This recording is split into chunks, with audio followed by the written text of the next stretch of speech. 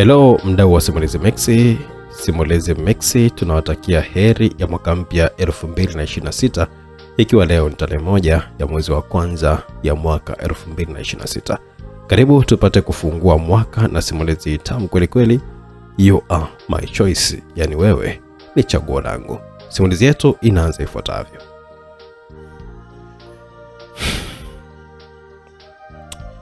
Siwezi kukaa nyumbani tu bila kufanya chochote kile. Alijisemea hivyo kijana wa miaka 27 aliyejulikana kwa jina la Jafet, huku moja kwa moja akitoka chumbani kwake na kuelekea sebuleni ambako huko aliwakuta wazazi wake, yani Fozia mamake na mzee John ambaye ni babake, pamoja na kakake mkubwa Stefano, ambao muda huo alikuwa ako busy kutazama runinga. Taratibu Jafet alifika na kuketi, lakini baada ya kuona wazazi wake walikuwa wako busy na mambo yao, ndipo sasa aliamua kuvunja ukimya kwa kuanza kuzungumza nao. Mama na baba, kuna jambo kidogo hapa ningependa kushare pamoja na ninyi kama hamtojali. Jay alikuwa ameongea kwa akiwa na watazama wazazi wake, ambao nao hao baada ya kusikia vile sasa walikuwa wameachana na kuendelea kuangalia runinga, kisha wakamgeukia mtoto wao huyo bila hata kusema chochote kile.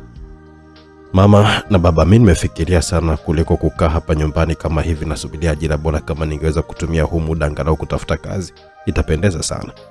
Aliongea Jay ambaye huyo alikuwa anafahamika kwa jina la Jafet, ambaye alionekanika ni mhitimu wa chuo, na sasa hivi muda ulikuwa unazidi kwenda bila kupata kazi licha ya kumaliza masomo. Uko sahihi mwanangu, lakini hiyo kazi utapata wapi sasa baba? Alikuwa ameongea mama mzazi wa Jafet, yani Frozie. Nitapambana tu mama. Nikupambana tu na na hakika nitapata tu. Una uhakika Jeno ulisemalo? Kwa nini usitulie tu kwanza, vumilia kidogo? Ilisikika sauti ya mzee John baba yake na Jay, lakini kabla hajamaliza kuongea kaka yake na Jay, yani Stefano, naye aliingilia mazungumzo yale. Hapana baba, Jay yuko sahihi kabisa, ni wakati wa yeye kuonesha ni nini anaweza kukifanya, tusimzuie kabisa. Ya hakika mwanao yuko sahihi, acha Jay akapambane tu. Hatujui aje huenda ni mema, nani ajuae. Acha mtoto afanye anachoona. Hakika kutokana na ushawishi wa mkewe mzee John aliamua kukubaliana na yale mapendekezo. Muda huo Frozia aligeuka na kumtizama Stefano. Alafu Janet anamalizia mtihani wake wa mwisho, nadhani mnajua. Kama mtakuwa na muda huko kazini, itapendeza kama utampelekea chakula, maana leo naona miguu yangu kama inauma hivi, sio siri. Wala hakuna shida mama, nitapata tu muda. Basi sawa mama na baba, tutakutana jioni. Stefano aliamua kuaga vile, huku wote wakiwa naitikia. Basi Jena kaka yake nao walikuwa wameshika njia moja kwa moja kuelekea kwenye stendi ya daladala kuchukua usafiri. Itabidi tujipe moyo Jay, maana angalau wewe umebahatika kusoma, najua utakuwa na maarifa mengi sana ya maisha. Kazi sio rahisi sana kupata, lakini natumaini kwamba utapata, tuwe amini kwenye hilo. Aliongea Stefano ambaye muda huo walikuwa na subiri daladala. Asante kaka, nitapambana kwa namna yangu na sitokata tamaa kabisa. Wakati wakaendelea tukuzungumza, gari ambalo lilikuwa linaelekea waendako lilikuwa limewasili mahala pale na safari ikawa imeanza. Ndani ya Susa alikuwa amefika huko walikuwa wakienda. Basi kila laheri Jay, alikuwa ameongea Stefano huko akiwa anamshika mkono wa kwaheri mdogo wake Jay. Asante kaka, Jay alikuwa amejibu, na wawili hao sasa walikuwa wameachiana pale. Mungu nisaidie na kuomba. Jay alikuwa amejisemea moyoni kwa matumaini madogo sana kukamilisha lengo lake la kupata angalau kazi ya kufanya, wakati akiendelea kungojea ajira serikali. Na ndipo katika kutembea kwake alikuwa amefikia katika baa moja iliyokuwa maarufu sana jijini pale, lakini pamoja na kuulizia kazi mara pale, lakini nafasi hazikuwepo. Hivyo ilimpasa kusonga mbele kutafuta huenda huko mbele angepata chochote kile. Tukielekea upande mwingine, ni katika familia moja. Mida hiyo ya asubuhi anaonekanika binti mmoja mrembo sana kitoka katika usingizi mtamu wa siku hiyo. Mungu wangu, nimechelewa chuo, alijisemea binti yule, na huku haraka sana kinyanyuka na kutoka kitandani na kuelekea bafuni kuoga. Sebuleni chini kaonekanika mwanamama mmoja aliyefahamika kama Vicky akiwa anapata kifungua kinywa mezani. Jamani Lancy, yani mpaka sasa hivi hujaamka tu? Alikuwa ameongea yule mwanamama ambaye alikuwa ni mama mzazi wa mrembo yule, ambaye sasa kumbe ndo Lancy mwenyewe. Ndipo alipomuita mfanyakazi ama dada wa kazi aliyejulikana kama Juliet, ambaye alikuwa yuko busy akifutafuta makochi mara pale. Leo Lancy hana mpango wa kwenda chuo nini? Aliuliza vile mwanamama yule akimuelekezea Juliet, ambapo swali hilo halikumshangaza hata kidogo, kwa maana Juliet pamoja na Lancy walikuwa ni marafiki sana. Asifahamu bosi, alijibu vile Juliet, kuashiria hakuwa akijua lolote kuhusu kutokuwahi chuoni kwa Lancy siku hiyo. Nenda juu basi ukamwangalia mara moja. Taratibu sasa Juliet alikuwa ameacha alichokuwa anakifanya na kuelekea juu kumwangalia binti wa bosi wake. Lakini wakati akiwa anakaribia chumba cha Lance, naye tayari alikuwa ameshamaliza kufanya usafi wa mwili wake na alikuwa akielekea chumbani kwake. Dada bosi anaulizia leo uendi chuo? Juliet alikuwa ameuliza vile. Jamani, mbona anakusumbua hivyo? Mwambie nipo najiandaa hapa, naenda sasa hivi tu, alijibu vile Lance, kisha akawa amefungua mlango wa chumba chake na kuzama ndani.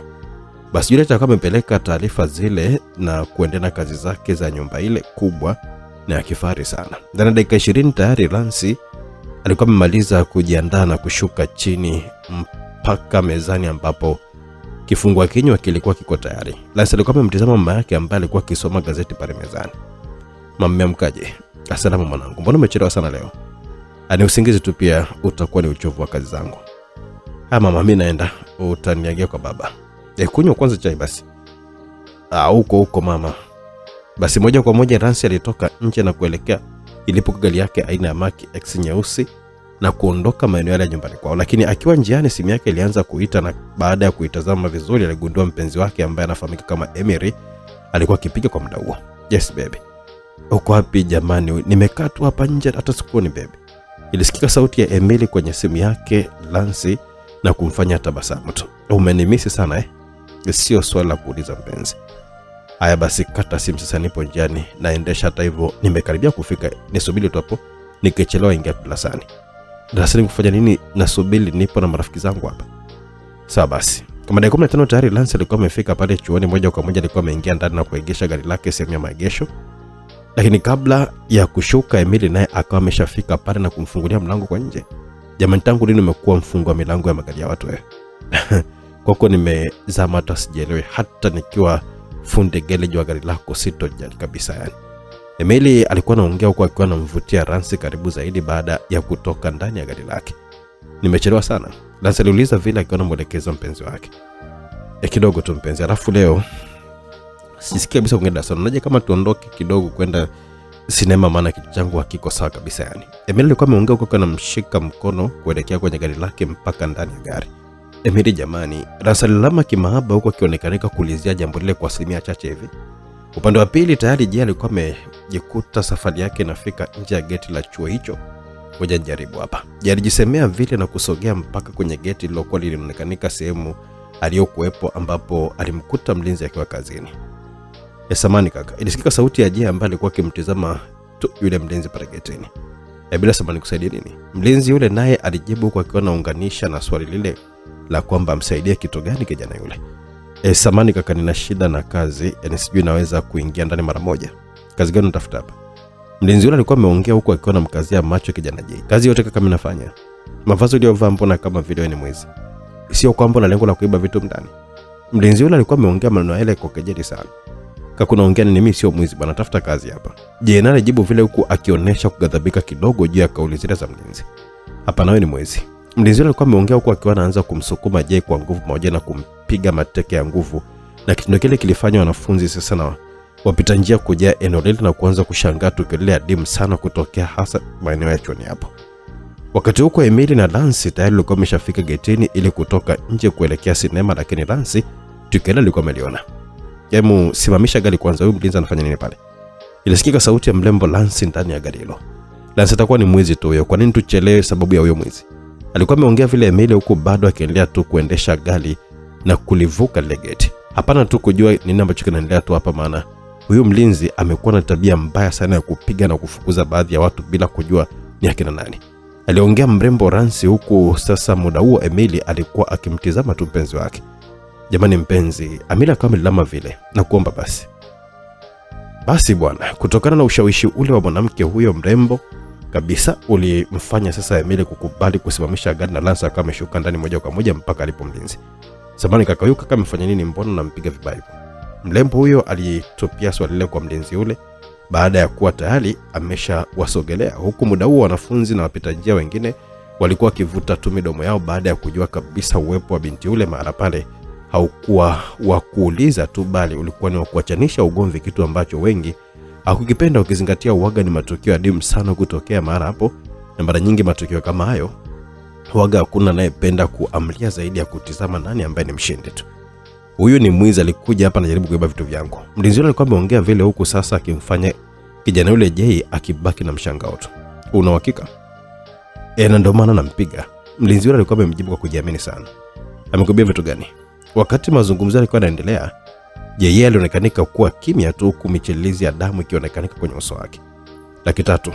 Mlinzi yule kwa kuwa alifahamu wanachuo wengi wa hapo kwao wana pesa, hivyo aliona acha tu apige pesa kwa uongo ule, maana alishamsoma kabisa akili binti na kujua kabisa uwepo wake pale. Lengo lake lilikuwa ni kumnasua kijana yule kutoka mikononi mwake. Lance alishika pochi yake vizuri na kuzama ndani na kuanza kutafuta pesa ile na kumkabidhi yule mlinzi. Hakika kwa mlinzi yule ulikuwa ni ushindi kabisa, na kutokuamini alikuwa amepokea pesa ile ile alikuwa ameisema, na kuona hakika ilikuwa ni akili nyingi sana alikuwa ameitumia, ukizingatia hata mshahara wake haukuwa unafikia pesa ile.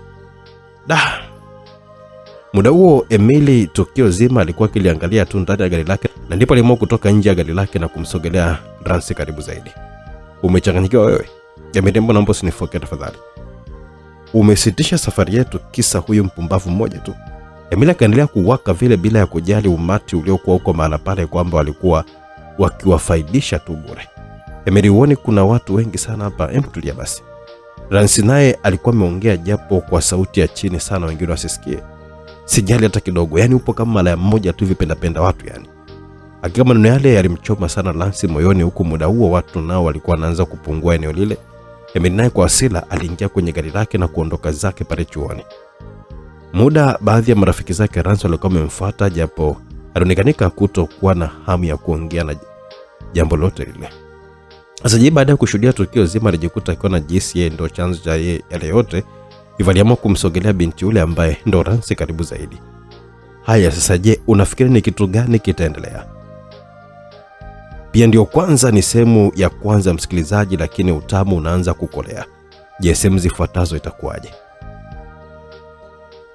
Basi kwa hivi msikilizaji, simulizi yetu inakwenda kwa jina la Chaguo Langu, My Choice, iliyoandikwa na mtaalamu Jafet, ikiwa imesimuliwa na Director kutokea hapa Simulizi Mexico. Tunaanza sehemu ya kwanza kabisa tupate kujua nini hatima ya watu wawili.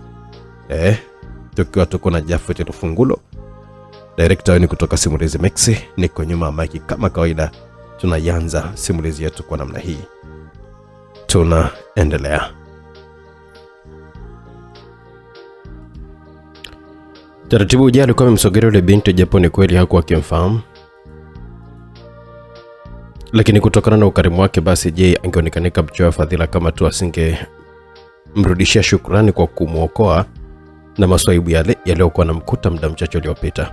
Lakini kabla hajaongea neno lolote lile, Lance aliamua kuvunja ukimya ule. Kakionekana umeumia sana. Swali lile lilikuwa linazidi kumchanganya sana. Je, kwa kufikiria mwanamke huyu alikuwa na upendo namna gani mpaka kumjali kama vile, licha ya kwamba yeye ndo sababu ya kuharibu mahusiano yake na mpenzi wake? Hapana, kawaida tu. Usiogope. Twende tukasafishe hiyo damu kutoka sana.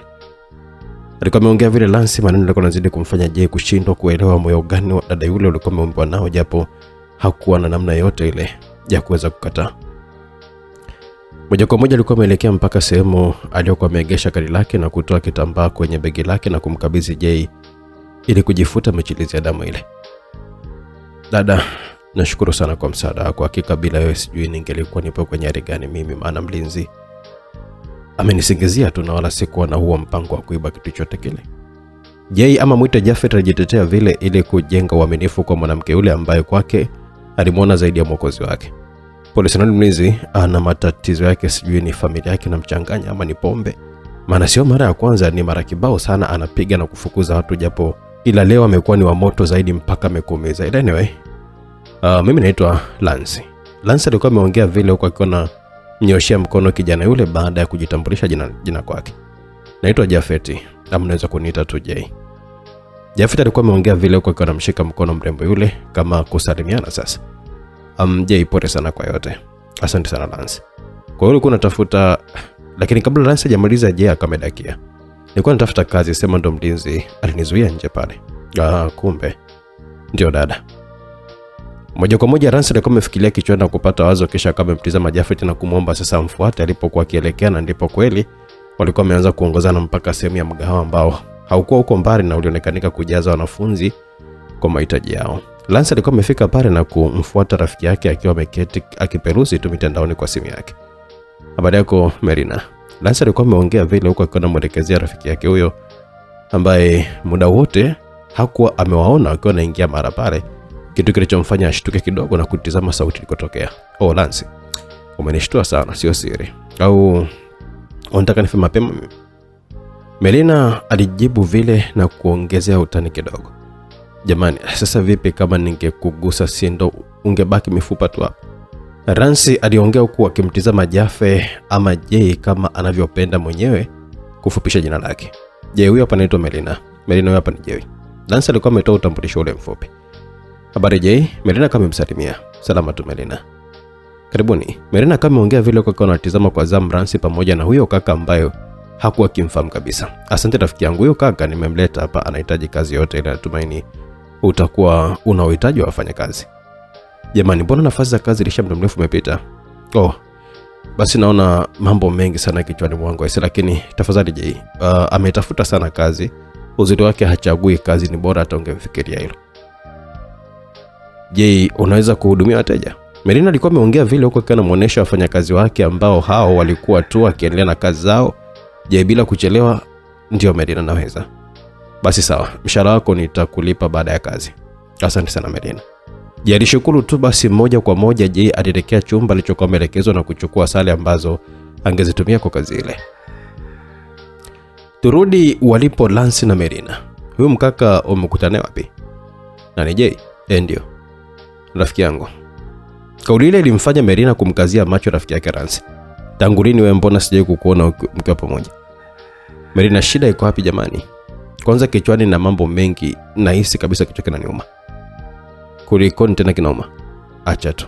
Muda huo Jay naye tayari alikuwa ameshaanza kazi mara moja, mpaka hapo ilikuwa yapata saa 7 za mchana. Melina, tutaonana baadaye. Ngoja niende nyumbani kwanza. Ina maana kichwa kina.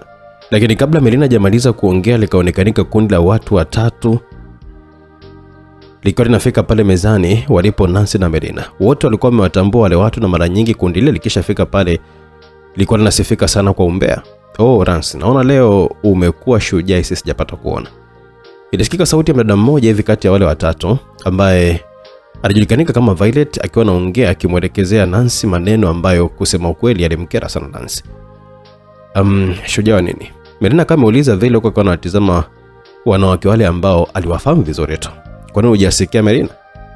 Kusikia nini tena? Lance lakini kabla hajamalizia maneno yale, Violet Lance alikuwa ameingilia. Violet, tembo naomba wewe na kundi lako msivuruge kabisa ise.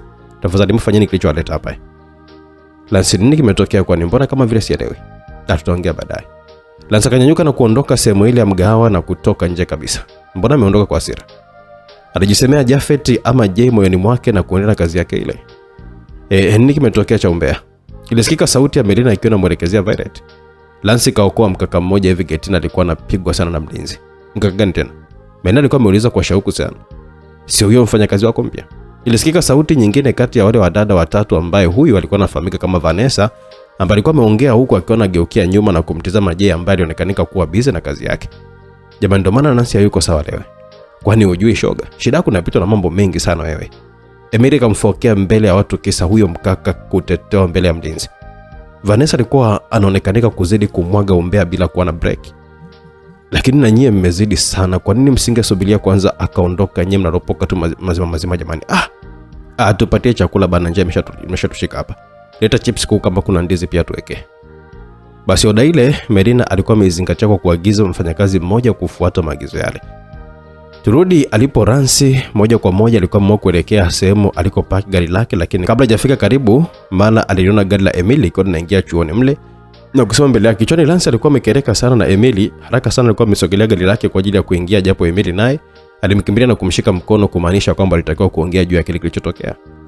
Naomba tuongee mpenzi, niko chini ya miguu yako tafadhali. Emily alikuwa ameongea huko bando akiwa kumshikilia mkono Lance. Haya sasa. Mambo yanazidi kuwa moto kulikweli, msikilizaji. Nafikiri kitu gani kitakachokuwa kimeendelea, tusimalize maneno mengi, tuendelee moja kwa moja na sehemu yetu ya kwanza ya simulizi. Emily alikuwa amemshika mkono Lance na kuomba kuongea naye juu ya mambo yaliyokuwa yametokea. Emily, unataka tuongee nini? Aliuliza vile Lance yuko akiwa anajaribu kujinasua mikononi mwa mwanaume yule. Mpenzi, punguza hasira basi, najua nimekosa na kuomba tuongee. Maneno yale yalimfanya Lance kumtizama Emily usoni. Mimi sio mdoli wako kiasi unaweza kunichezea vinavyotaka. Na kwa kuwa mimi ni malaya, acha niende kazini. Ransi alikuwa ameongea kwa hasira sana na kuitoa mikono yake kwenye mikono ya Emily na kuingia kwenye gari lake licha ya Emily kujaribu kufanya kitu kumzuia Ransi, lakini hakuweza. Na Ransi haraka sana aliondosha gari lake maeneo yale ya chuoni na moja kwa moja kuelekea nyumbani. Shenzi sana. Emily alikuwa amejisemea kisha kama ameelekea ndani kuonana na marafiki zake. Turudi mgawani, tayari ilikuwa yapata majira ya jioni na inaonekanika wateja walikuwa wameshamalizika. Bado sijaamini kabisa. Ilisikika sauti ya Melina akiwa anamuelekezea Jafet ama Jay kama anavyopenda kujiita. Kwa nini?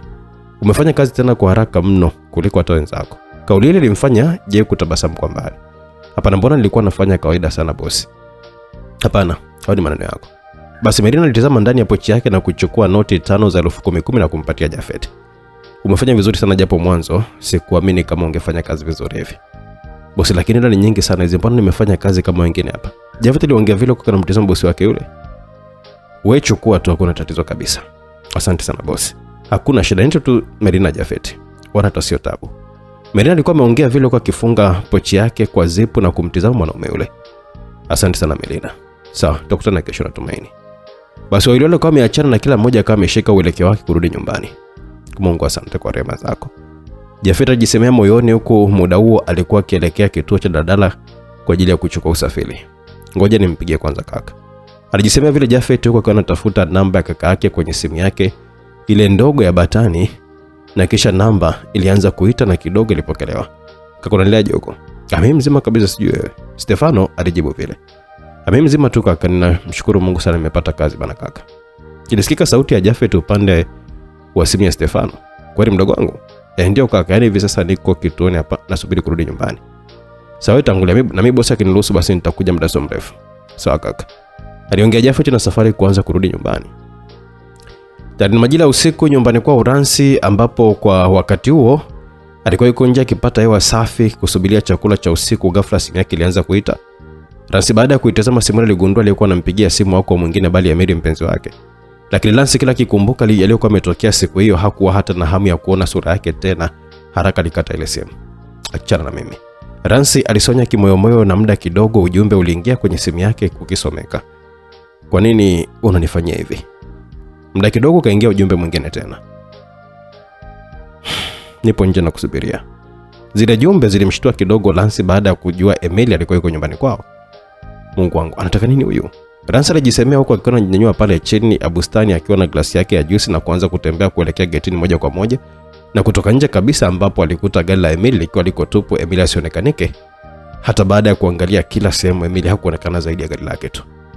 Sasa yuko wapi? Alijisemea Ransi huko kanashika simu yake kwa ajili ya kumpigia kujua sehemu alipo, lakini kabla hajafanya vile alishtuka baada ya kuguswa bega lake kwa nyuma. Hali ilikuwa imemfanya kuogopa, maana mazingira ya pale nje kulikuwa na giza kiasi. Haraka sasa Ransi alikuwa amegeuka na kutazama, kumbe alikuwa ni Emily mwenyewe. Hatimaye umekuja kweli. Emily kama ameongea kwa anajikumbatisha kwa nyuma ya mpenzi wake huyo. Hivi nataka nife kwa hofu kabisa ama ni kitu gani? Ransi alikuwa ameongea vile huko anajaribu kujitoa kwenye kumbato lile, lakini alijikuta akiwa anashindwa na kubaki akikatulia tu kuona nini kitajiri. Kwani nimekushtua sana? Basi tuachane nayo. Sema ni kitu gani kilichokuleta, maana mlinzi kuna kazi anafanya, sitaki anikute hapa nje. Mpenzi, niwe radhi tafadhali. Najua nimekukosea sana siku ya leo na imekuwa ni siku chungu sana kwako. Unapenda kutanguliza hasira sana bila hata kufikiria, na hilo ni tatizo kubwa sana tena sana Emily. Umenitusi hata mamangu hajaye kabisa kunitusi hivyo kweli Emily? Ina maana kumsaidia mtu ni makosa? Vipi kama yule kijana angelikuwa ni ndugu yako usingemsaidia? Niambie ungeacha apigwe tu namna ile? Ransi alikuwa tu akiuliza maswali mengi mfululizo huku machozi nayo yakianza kumtoka taratibu. Nisamehe sana Ransi, najutia kosa langu, tafadhali sana nakuomba. Maneno yale ya Emily kidogo alikuwa ameanza kushawishi moyo wake, na ukizingatia alikuwa akimpenda sana Emily.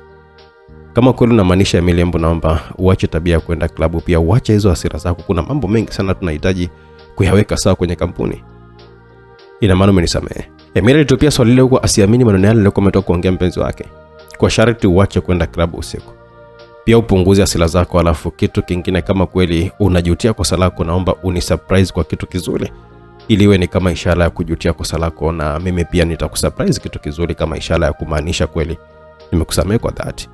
Sitaki kuamini kitu kama unachotaka nikusurprise. Emily alikuwa ameongea kwa kionekana kwa ni mtu mwenye furaha sana muda huo. Ni siri yako, chochote kile kizuri tu utakachoona.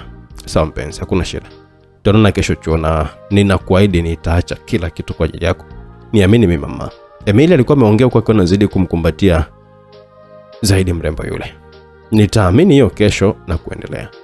Basi wawili walikuwa wameamua kuagana kwa mabusu motomoto, na Emily kama ondoka zake baada ya kuhakikisha mpenzi wake alikwisha kuingia ndani ya geti lile. Moja kwa moja Lance alikuwa ameingia ndani na kuelekea mezani ambapo tayari chakula kilikuwa tayari. Muda huo Vicky, yani mama yake, naye pamoja na mzee Hassan, yani babake na Lance, nao ndo walikuwa wanajiongea taratibu mezani pale pamoja, na sasa walikuwa wanaanza kupata chakula cha usiku.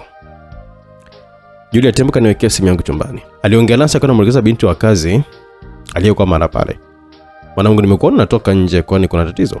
Ilisikika sauti ya mama yake, yani Vicky ama mama Lance, kitu kilichomfanya Lance kupata hofu kidogo. Hapana, malienda kuona rafiki yangu tu hapo, kuna kitu nilikuwa alisahau chuo ndo nikakichukua na sasa ndo nilikuwa nimekuja nimrejeshe kitu chake. Kumbe. Basi bwana, ndani ya nusu saa tayari kila mtu alikuwa kashamaliza kula. Siku hiyo Lance alikuwa ameamua kwenda kulala mapema chumbani kwake. Kesho itabidi niamke mapema sana nikanunue kitu kizuri sana, na hisi nitaenda duka la vitu.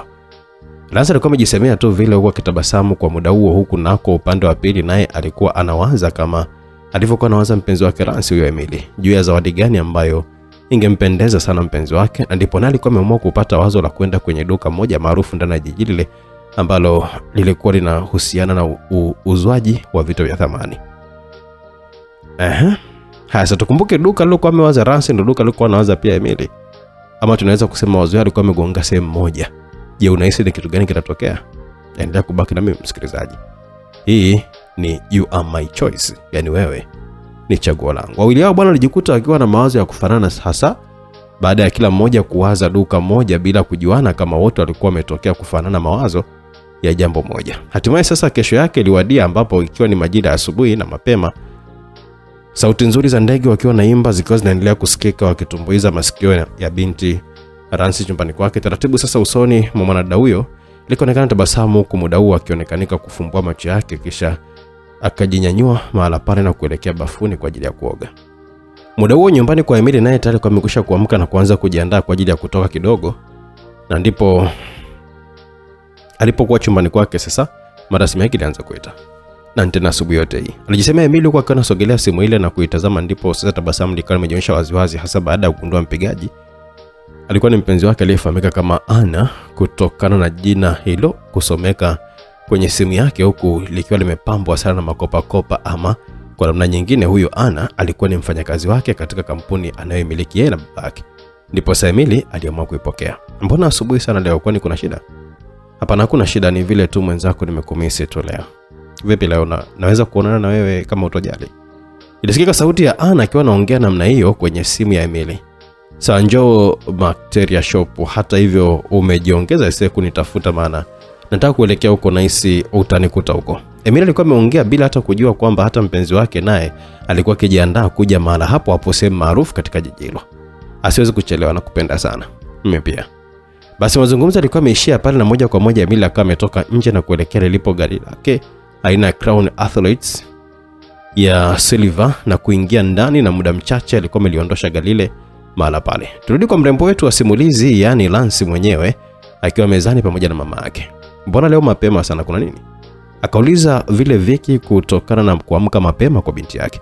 Hapana mama, hakuna shida, nataka tu kukutana na Emily, maana nina miadi naye siku ya leo, ndo maana.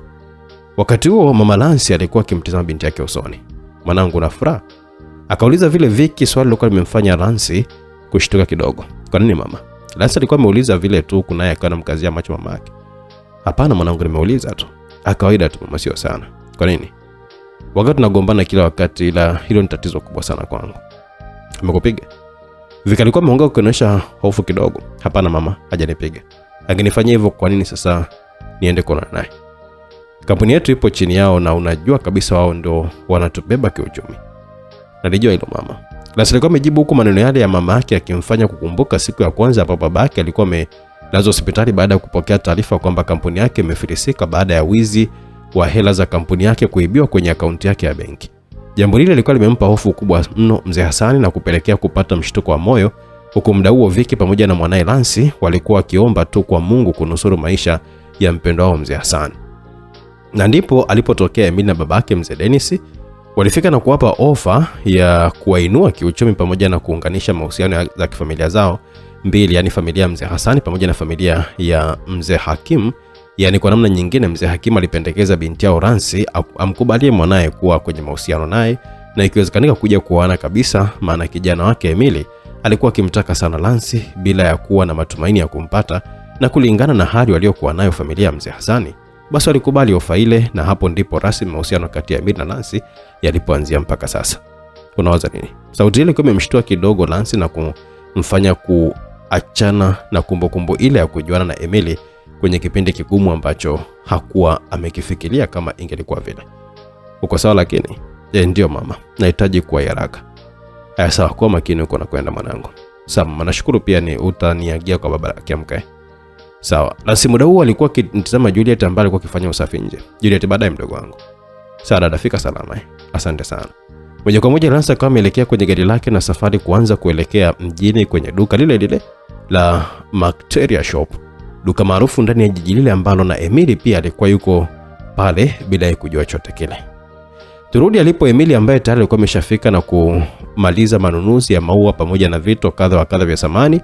Hasa ndipo simu yake ilipoanza kupiga, na ile kutizama hakuwa mwingine bali ni mpenzi wake Ana. Emily aliamua kunyanyuka kwenye kiti kati ya viti vya kuketi wateja vilivyokuwa mle ndani na kumwangaza Ana, ndipo alipomuona na wakaonana. Hatimaye nimekupata mfalme moyo wangu. Kwa nini nikwepa siku hizi? Ilikuwa ni sauti ya Ana akiongea kwa kana mkumbatia mwanaume yule. Ana mambo mengi sana ya kufanya na unalijua hilo. Lakini mimi ni mpenzi wako, unatakiwa kunipa muda wako. Na ndio maana tuko hapa, ama uone hilo? Ana alibaki kutabasamu tu kwa furaha, maana kusema ukweli alikuwa akimpenda sana huyo bosi wake sana tu. Japo muda mwingi alionekanika kuwa ni mtu wa ubizi sana. Turudi nyumbani kwa kina Jafet sasa, nako tayari kila mtu alikuwa ameamka na kujiandaa kwa shughuli za hapa na pale. Kasoro baba yao mzee John, na kwa kuwa siku hiyo ilikuwa ni Jumamosi, yani siku ya weekend, Janet hakuenda shule, hivyo aliandaa kifungua kinywa mapema kabisa, na wote walipoamka wakajumuika mezani. Kwa kweli mwanangu, Mungu ni mkubwa sana, aliongea Frozi, mama yake, na kina Jay, Stefano pamoja na Janet. Kweli hawezi mtupa mja wake. Janet alikuwa ameongea baada ya kauli ya mama yake. Akiukweli mama, kama mimi ningekuepo karibu na yule mlinzi, ningemfundisha adabu asirudie. Ungefanya nini sasa? Mikono yenyewe hiyo huwezi hata kubeba ndoo ya maji kubwa kwa muda mrefu. Sasa yule mlinzi ungemfanya kitu gani? Aliongea vile Frozi, huku familia nzima ikianza kucheka kwa kauli zile za Janet. Mama, hapo umeongeza chumvi sasa. Hakika kila mmoja alikuwa amemfurahia Janet kwa ucheshi wake. Je, bado? Akauliza vile Stefano kwa kumtazama mdogo wake huyo Jafet. Tayari kaka? Mbona unamharakisha mwenzako hivyo? Hapana mama, haniharakishi, natakiwa kuwahi mapema sana. Si unajua tena ndio kwanza nimepata kazi, natakiwa kuwahi sana. Mtaniagia kwa baba, naona bado anamalizia usingizi wake huko. Sawa, fikeni salama wanangu. Ila meza mnaacha navutia hivi. Usijali mama. Basi haraka sasa wawili wale, yani Jafet pamoja na kaka yake na Stefano, walikuwa wameanza safari ya kuelekea makazini.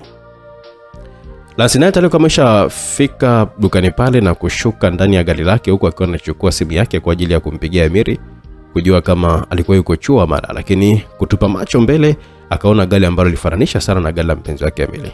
Yatakuwa nafanana tu. Ajisemea tu vile Lancy huko anapiga hatua zake kuelekea mle ndani. Muda huo simu ilikuwa ikiita haraka. Sasa simu ile ilipokelewa na Emily. Mpenzi uko wapi? Lancy alikuwa ameuliza vile huko anazidi kusogea ndani zaidi ya duka lile kubwa lilokuwa limejaza vitu vingi vya thamani pamoja na wateja kuonekanika wakiwa kwa busy tu na chaguzi zao. Lakini Ana baada ya kuona Emily alikuwa akiongea na simu, aliamua kumnyang'anya na kuikata. Sasa unafanya nini? Hebu nipe simu yangu. Upande wa Ana hakuwa akizingatia maneno ya Emily, ndio kwanza alijisogeza na kumkumbatia tena. Ana nikatia simu. Lancy alijisemea, lakini ghafla akashtuka, hasa baada ya kuona mtu ambaye moja kwa moja alikuwa akimfahamu vizuri sana. Haya sasa, hatimaye Nancy amemwona mtu ambaye anamfahamu. Sasa unahisi atakuwa ni nani huyo mtu? Ila kwa kuwa tuko sambamba, acha kufanya tuli hapo. Ngoja tusonge pamoja katika sehemu ya kwanza, nitakujuza kila kitu mbea mimi. Lancy alisogea taratibu zaidi kutokana na mtu kama mgeuzia mgongo, hivyo ilikuwa ni ngumu kuona sura yake, na ndipo Emily alijikuta akiwa anapigwa na butwa baada ya kukutanisha macho kwa macho na mpenzi wake Lancy sehemu ile. Lancy? Emily akaita kwa anajitoa kwenye mikono ya Ana. Muda huo Ana naye akashtuka sana baada ya kumuona Emily, akashtuka kama kaona mzimu hivi. Muda huo hata satabasamu usoni mwake Lance likawa limetoweka ghafla na kubaki kasimama tu huko asiseme kitu chochote kile zaidi ya kutoka na machozi tu. Muda huo Ana alikuwa akimtizama Emily ambaye naye akaonekana kutoeleweka vile vile baada ya kumuona mwanamke yule. Mpenzi ni nani? Maneno yalizidi kulalua moyo wa Lance na kuona kabisa alikuwa mjinga kwa kupofushwa na uongo wa mpenzi wake Emily. Muda huo Emily hakujibu kitu chochote kile, alikuwa tu akimtizama Lance ambaye muda huo alikuwa kitoko na machozi tu. Emily, unamaanisha kwamba wewe ni mpenzi wako sio? Wakati Ana akiwa anaendelea kuuliza maswali yale taratibu, sasa Lance alikuwa ameamua kuondoka maeneo yale. Huku nako sasa anaonekanika Emily akiwa anampiga kikumbo Ana na kupiga hatua za haraka kumfuata Lance na kumshika mkono. Kilichomfanya Lance kunyanyua mkono wake wa kulia na kumpiga kibao shavuni Emily. Mimi nawe basi tena. Kuanzia leo sikutaki. Lance alikuwa ameongea vile kisha kama ameondoka, japo Emily alijaribu tena kumsi Lance kubaki, lakini hatua hii Lance alidhamiria kabisa. Moja kwa moja alielekea lilipo gari lake na kuingia ndani yake na kuondoka kabisa maeneo yale, huku pause likiwa limemuisha kabisa kwa muda huo. Ana naye alimsogelea Emily huku akimtazama usoni. Sikuwahi fikiria kama unaweza kunifanyia hivi. Ina maana hukunipenda zaidi, ulikuwa unanitumia tu. Muda huo Ana alikuwa akiongea huku machozi naye akiwa anaendelea kumbubujika usoni mwake. Nisikilize kwa makini. Mpaka kufikia hapa inatosha. Sitaki kabisa kukuona kwenye kampuni yangu. Hauna kazi tena. Mshahara wako utatumwa kwenye akaunti yako kila laheri. Emily alikuwa ameongea na kisha kuanza kuondoka mara pale huko akionyesha kabisa kuchukizwa na jambo lile. Japo Ana maamuzi yale yalikuwa ni magumu sana, ndipo alipomwaya Emily na kumshika mkono. Wewe ni mtu aina gani lakini? Kwa nini unanifanyia hivi mwenzio? Kosa langu ni gani labda? Ina maana haujui. Basi usijali. Nitakwambia kosa lako ni lipi. Iko hivi, kosa lako ni kwamba umesababisha nimempoteza mpenzi wangu, ni hivyo tu. Kusema kweli maneno yale yalizidi kumuumiza tu Ana. Emily, nakuomba wewe ndio chanzo ambacho nimetoroka nyumbani kwa ajili yako wewe na hapa mjini naishi kwa ajili yako wewe. Kwa nini lakini? Ana alikuwa amezidi tu kulalamika namna ile. Sirudi tena. Sijari utoroka au nini mpaka kufikia hapa inatosha. Nimekuchoka mno. Tafuta cha kufanya uanze maisha mapya na usahau kabisa kuhusu mimi. Mwanaume Emily aliamua kabisa kudhamiria kukata mawasiliano na Ana kwa namna kama ile. Emily, umenitumia kama utakavyo. Na mimi kwako nimetumika kwa sababu nilikupenda. Lakini kabla hajamaliza kuongea, wateja wengi walikuwa wameanza kuingia mle ndani dukani. Emily baada ya kuona hivyo aliamua kuondoka na kumwacha Ana asielewe nini cha kufanya zaidi ya kulia tu. Moja kwa moja Emily alikuwa ameingia ndani ya gari lake na kuondoka sehemu ile mara moja, huku asijali kuhusu Ana ambaye kwa wakati huo alikuwa akipitia wakati mgumu sana, huku maneno ya Emily yakijirudia kichwani mwake kwamba hakutakiwa kujihusisha naye kwenye mahusiano. Lakini hakukuwa na namna zaidi. Alinyanyuka mara pale na kukusanya nguvu kutokana na muda huo kuwa kama mwili wake ulikuwa na ganzi hivi. Kisha taratibu sasa alikuwa ameanza kuelekea nje, huku akipishana na wateja wenzake ambao baadhi yao walikuwa tu wakimshangaa yeye. Yote ni kutokana na kulia sana. Huko nako Lance tayari alikuwa ameshafika chuoni. Yote ilikuwa ni kutokana na kuwa alikuwa ameshatoka nyumbani, hivyo aliona kurudi nyumbani kwa wakati huo haikuwa sawa. Ndipo aliona heri kurudi tu chuoni na moja kwa moja akaelekea darasani na kutulia. Muda huo wanafunzi wengine wakionekana darasani mle. Muda huo Lance alikuwa amejinamia, ghafla akashtukia kuguswa na mtu. Nimesema niache. Lance alikuwa ametoa sauti ile ya kwa ukali, huko kanageuka na kumtizama mtu ambaye alikuwa amemgusa bega lake. Ndipo baada ya Lance kumtizama mtu huyo, ghafla alikutanisha macho yake moja kwa moja na umbea wa darasa Violet, ambaye muda huo alionekanika kuduaa tu asiseme kitu chochote kile. Samahani. Lance alikuwa ameomba radhi na kisha kama ametoka ndani ya darasa lile na kuelekea mgawani, maana alitambua fika wanafunzi wengi walimuona akiwa na hasira ndani ya darasa lile, hivyo hakuwa na namna ya kuendelea kukaa mule. Wakati huo Jafet ama Je alikuwa tayari kashaanza kazi kama kawaida. Moja kwa moja Lance alikuwa amejiongea mpaka kwenye meza ya wateja na kisha kaketi. Muda huo Marina naye ndo alikuwa anawasili, maana mara pale na muda mwingi macho yake alikuwa akiangaza mbele upande alikokuweko Lance. Mbona kama yuko sawa? Alijisema Marina huko kana sogelea meza ile na kuketi. Kuliko nitona mbona hivyo? Marina alikuwa ameuliza vile baada tu ya kuwa ameshaketi, lakini Lance upande wake alikuwa akimtazama tu rafiki yake yule bila hata kusema jambo lolote lile. Sinaongea nawe lakini.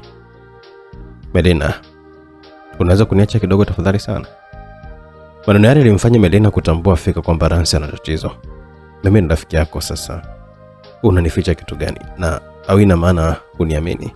Melina kama ongea huko akaonekana kukereka sana maneno yale, na ndipo haraka sana akanyanyua kwa ajili ya kuondoka, lakini Lance akamwahi na kumshika mkono. Samahani sana kipenzi. Ni vile tu nimevurugwa leo, yani hata sielewi kinachoendelea, na ndio maana nakuwa niko kama hivi. Tatizo nini? Melina kama rudi tena kuketi kusikiliza. Emiri kafanyaje? Nitakwambia baadaye. Ngoja kwanza nikapunge hewa kidogo hapo nje kwanza. Haraka sasa Nancy alikuwa ametoka mara pale na kuelekea nje. Nataka kumshukuru sana huyo dada. Jaffa alikuwa amejisemea vile baada ya kumuona Nancy akiwa anatoka nje ya mgawa ule, na ndipo haraka sana na yeye ameamua kumfuata huko. Wakati Nancy akiwa yuko nje, simu yake ilianza kuita, na baada ya kutizama hakuwa mwingine bali alikuwa ni Emily mpigaji. Shanzi zako. Nancy alikuwa amefoka na kukata simu ile. Muda huo Emily naye tayari alikuwa ameshafika pale chuoni baada ya kuulizia marafiki zake kama walikuwa wamemwona Nancy leo maeneo yale ya chuoni. Samahani, maneno yale yalikuwa yamemshtua kidogo Nancy ambaye muda wote alikuwa anaonekana kuwa na mawazo tu. Oh, je, ni wewe? Vipi, unaendeleaje? Lazima kauliza vile huko akawa anajiweka sawa usoni kwa kuonesha tabasamu feki la muda. Oh, je, ni wewe? Vipi, unaendeleaje? Lazima kama uliza vile akijiweka sawa usoni na kuonesha tabasamu feki la muda. Mimi mzima tu Lance, nashukuru sana kwa msaada wako, maana bila wewe sijui hata ingekuwa wapi sasa hivi. Ndipo Lance alikuwa ameamua kumpa mkono Jafet kama kupokea ile asante ya kile alichokuwa amemfanyia Jay. Lakini ghafla sauti kasikika karibu kabisa akisema, "Ni wewe tena?" Hali hiyo kumewafanya wawili wale kumtazama mmiliki wa sauti ile ambaye alionekana kupanic hivi. Wawili wale walikuwa wamepata hofu sana na kushtuka kutizama ni nani yule. Tayari kumbe Emily alikuwa ameshafika ile sehemu baada ya kupewa taarifa kwamba Nancy alikuwa yuko pale. Ina maana wewe mpumbavu bado unamsumbua mpenzi wangu. Emily alikuwa ameongea kwa hasira huko akiwa anamsogelea Jay kwa ajili ya kuanza kumpiga, lakini Nancy aliingia kati yao huko akiwa anamzuia Emily asisogee zaidi. Unataka kumpiga nani? Mimi na wewe kuna kitu ambacho kinachotuunganisha labda. Nancy alikuwa ameongea vile huku uso wake ukiwa umekunjamana kweli kweli. Unasema nini wewe? Mimi bado ni mpenzi wako, tambua hilo. Maneno yale hakika alikuwa amempandisha hasira Nancy na kujikuta akiwa anampiga kibao cha uso, kitendo kilichomfanya Emily kunyanyua mkono na kuelekezea usoni mwake Nancy. Muda huo Jay alishuhudia tukio lile, ndipo haraka sana alikuwa ameudaka mkono wa Emily. Mwanamke apigwe bana. Ilikuwa ni sauti ya Jay kwa kanamtazama Emily usoni. Unathubutuje kapuku mmoja wewe? Emily alikuwa amemgeukia Jay na kuanza kumkunja t-shirt yake ya kazi huko akiwa anaanza kurusha ngumi za usoni kama 3 hivi. Ngome zile zilimpata usoni na ndipo zikamfanya Jay kutokuzembea tena, naye aliamua kurudisha, lakini kabla hajafanya vile tayari wateja waliokuwa mle ndani walikuwa wamefika na kuamua wawili wale kwa kuwashikilia na kuambia, nitakuwa mjinga mmoja wewe. Tena una bahati sana shenzi wewe. Emily kama amezidi kufoka huko akiwa anaondolewa maeneo yale na marafiki zake waliokuwa tayari wameshafika eneo la tukio. Haraka Nancy alikuwa amemshika mkono Jay na kurudi ndani ya mgao huko akiwa anawaacha wateja pale nje, na moja kwa moja akawa ameelekea kwenye chumba ambacho kilitumika kuhifadhia vitu muhimu vya mgawa ule. Melina tukio lile alikuwa ameliona na kuamua kuwafuata ili kuona kama angesaidia kitu. Umeumia sana, kwa nini uliamua kumshika mkono yule mtu? Lakini unamaanisha ningemwacha kupige? Najua yote unayopitia yote ni kwa sababu yangu mimi. Hapana, useme hivyo, yule ni kichatu mmoja yani. Na ofia anaweza kufanyia kitu kibaya muda wote, hasa ukiwa peke yako. Wakati mazungumzo yakiendelea baina ya wawili wale, Melina naye alikuwa anafika na kutaka kuingia, lakini alisita na kubaki mlangoni pale akisikiliza mazungumzo yao. Hawezi. Nadhani unahisi maumivu sana. Lazima kama ongea vile kwa anatizama ndani ya pochi yake na kuchukua kitambaa kilichokuwa mle ndani na kuanza kumfuta damu zile kijana Jafet usoni mwake. Amekuumiza sana jamani. Muda huo Jafet alikuwa anamtizama tu mrembo yule, huku maswali mengi yakiwa kichwani mwake juu ya binti huyo aliyekuwa mbele yake akifuta zile damu. Inaonekanika mpenzi wako anasumbuliwa sana na wivu Maneno yale alikuwa amemfanya Nancy kuacha zoezi lile la kumfuta damu Jay na kuanza kumtizama usoni huku asiseme kitu chochote kile. Alile kama amemfanya Jay pia kushtuka kidogo, maana Nancy alionekanika kubadilika ghafla. Nancy, mbona hivyo? Wakati Jay alikuwa anauliza swali lile, ni kama vile Nancy muda huo alikuwa yuko mbali kimawazo, ndipo aliposhtuka na akiguswa mkono na Jay. Hapana, sina mpenzi mimi. Pia naomba usiongelee kuhusu huyo mtu. Nisamani kama nimekukwaza. Hakuna shida, ila hapa ni kama vile amekuchubua sana. Lance alikuwa anaongea huko akiwa anaendelea kufuta damu zile sehemu ilikuwa inaonekana kuchubuka. Lakini muda huo kwa Jay hali ilikuwa imeshaanza kubadilika. Yote hiyo ni baada ya kumtizama Lance vyema mwilini mwake kuanzia usoni mpaka kwenye mapaja yake ambayo ilionekana kuwa malaini sana, alikuwa ameshiba kwa supu.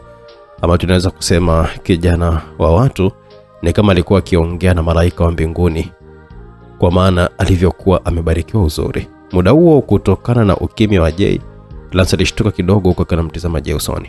Huyu kaka anaonekana kama mstaarabu sana na anavutia pia machoni. Lance alikuwa amejisemea moyoni baada ya kumtizama usoni Jay kwa muda mrefu. Jamani, kulikoni? Sauti ile imewashtua sana Lance pamoja na Japhet pale alipokuwa. Yote ilikuwa ni baada ya ujio wa Melina mara pale. Kuna tatizo? Aliongea vile Melina huko akiwa anatizama wawili wale. Hapana Melina, nilikuwa tunajaribu na hapo sasa Japhet baada ya kuona kama vile Lance alikuwa anajikanyaga ndipo alipoamua kuingilia mazungumzo yale. Hakuna shida Melina, alikuwa tu ananipa huduma ya kwanza hivyo tu yani. Ndio huduma ya kwanza. Lance na kama gongelea pale kwa kabisa msumari. Okay. Vipi, kuna kitu ambacho naweza kusaidia labda? Melina kama ameuliza kwa kumtazama Lance. Hapana, tuko sawa tu Japhet, atakuja muda so mrefu hapo kuendelea na kazi, ngoja nimalizie hapo.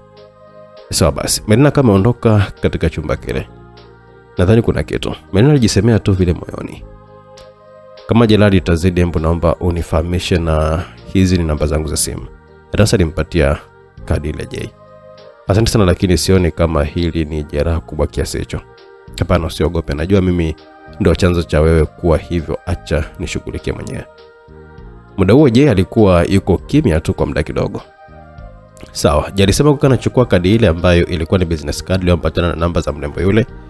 Ndipo wawili wale walipokuwa wametoka nje ya chumba kile, ambapo moja kwa moja Jay kama ilikuwa shughuli zake, huku Lance akibaki kwenye meza ambayo alikuta rafiki yake Melina akiwa ameketi huko akiwa anapeluzi tu mitandaoni kama kawaida yake pale alipokuwa hana jambo la kufanya kwa wakati huo.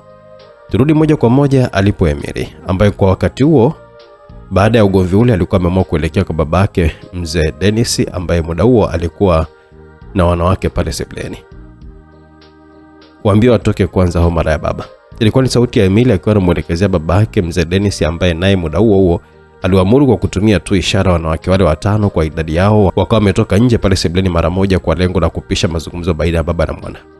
Baba umekaa tu na kukura raha huku hata huna habari na mwanao anaendeleaje ama ni kitu gani ambacho kimetokea. Umekaa tu yani.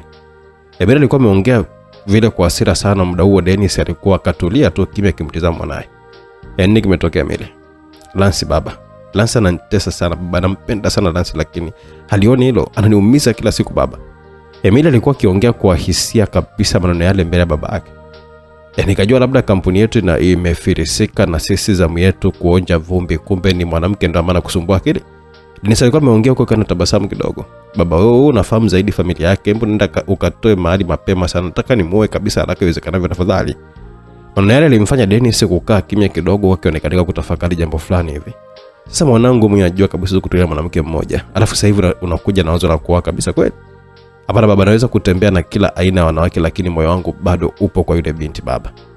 Una uhakika na hilo unalosema? Lakini ndio baba, yani kama nikimoa hawezi kabisa kunipanda kichwani. Na vipi kama wazazi wake pamoja na yeye wakikataa? Maneno yale yalikuwa yamemfanya Emily kukaa kimya kidogo.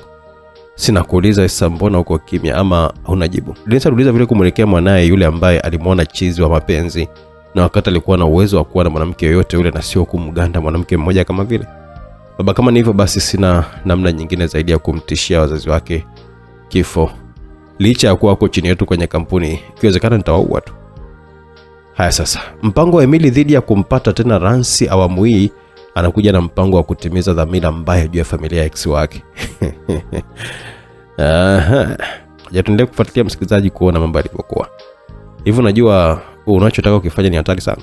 Baba, mimi wala hata sijali kabisa. Ninachotaka ni kumpata tu binti yao kwa gharama zote zile na sio njia yote nyingine zaidi. Nakuelewa mwanangu, lakini moyo wako umependa pabaya. Umependa pasipopendeka na hilo ni tatizo kubwa sana, lakini kuna tumaini dogo. Dennis alikuwa ameongea lakini kauli yake ya mwisho ikamfanya Emily kumtazama babake kwa umakini kuweza kujua ni tumaini gani hilo babake alilokuwa analiwaza kwa muda huo. Na mna ipi hiyo baba? Ni tumaini gani? kuna namna moja tu nayo ni kuongea na wazazi wake faragha kama itawezekanika, japo siwezi kuwa na hakika juu ya mapokezi ya ombi hili, hasa kwa binti yao, maana lazima tu atamsikiliza pia binti yao anasemaje juu ya ombi hilo, na unafahamu mahusiano yenu. Baba, lazima kutakuwa na namna tu. Kumbuka wao wapo chini yetu kwenye kampuni na wewe una mahusiano mazuri na wao. Sasa sababu babake mzee Hassan itabidi watumie tu kama fursa ya kiuchumi wa kampuni yao, ama wakatae na uchumi wao udondoke mara moja. Nakuelewa sana, lakini unachokisema ni kama bado hujafikiria, maana mwanzo umesema nina mahusiano mazuri na wao. Sasa iweje niwatishie endapo kama wakikataa kumtoa binti yao tuwafilisi? Hapo nadhani nitatumia tu busara. Wewe tulisifanya kitu chile maamuzi yangu, la sivyo utaharibu kila kitu na mipango yote yani. Hakika ushawishi ule toka kwa babake Emily, mzee Dennis, ni kama vile ulimpatia matumaini mapya kabisa juu ya kumpata tena Lance ambaye ametoka kugombana naye masaa kadhaa yaliyopita. Kwani baba, Emily alikuwa ameuliza huko kuonyesha tabasamu pana usoni mwake. Ndio, natabiri tusubirie tuje tuone matokeo yatakuwa namna gani. Nashukuru sana baba. Nakosa hata la kusema kabisa yani. Umekuja na mbio zako, umenikatisha raza na wanawake zangu. Samahani sasa, lakini sio hapo tu, hapo endelea nao tu. Emily alikuwa ameongea vile huku sasa akianza kuondoka mara pale, na moja kwa moja alielekea kwenye kampuni yao, yani yeye pamoja na babake kwenda kuangalia maendeleo ya kampuni ile, na ndani ya kama dakika 40 Vitali alikuwa ameshafika na kuelekea juu ilipo ofisi yake na kuketi. Kwa mbali alionekana kama mwanadada mrembo akiwa anasogea ofisini. Ofisi ile aliyokuwemo Emily, huku akiwa ameshikilia faili lilokuwa limejaa nukuu ama taarifa za kuhusu kampuni ile. Jessica, ni wewe? Emily kama ameongea kwa kumvutia binti yule mapajani mwake na kumpakata. Baada ya kukuona nimeamua kukuletea hizi nyaraka kama utapenda kuzipitia, lakini wala tasijaja hapa kupitia nyaraka zote zile, maana uko makini sana hapa na natumaini hakuna malalamiko wala changamoto yote ile. Emily kaongea kwa kanasogeza midomo yake karibu kabisa na usawa mdomo wa Jessica. Emily, usio muda wake. Sikiliza kwanza nikwambie. Emily alisita kidogo kufanya alichokuwa ametaka kufanya kwa Jessica, na kisha akamtazama kwa umakini kujua ni jambo gani ambalo Jessica alikuwa anataka kusema. Ni kuhusu mfanyakazi wako Ana. Kama ni huyo, tayari nimeshapata taarifa zake, naona ameamua kuacha kazi. Ndio, lakini nini sababu ya yeye kuacha kazi? Unafahamu kitu? Jessica alikuwa ameuliza kwa anajiweka sawa pale mapajana alipokuwa amepakatiwa. Hapana, nadhani yeye ndo ambaye atakuwa na sababu maalum. Ana amekuwa ni mfanyakazi wako kwa muda mrefu sana na kazi yake tumeiona, kwani sasa usiongee labda kwamba utajua sababu ni nini kiasi cha kwamba aache kazi namna hiyo. Wakati Jessica alikuwa anaongea vile, Emily alikuwa ameanza kukumbuka mambo yaliyokuwa yametokea siku hiyo asubuhi na namna jinsi ama sababu iliyokuwa imemfanya Emily kumwachisha kazi Ana. Sasa ni kama nitakuwa na muda huo, maana kama ameamua kuacha kazi siwezi kumlazimisha kurudi. Sasa utajuaje vipi kama kuna mambo yake mengine muhimu? Kwa kweli sio ni haja mimi.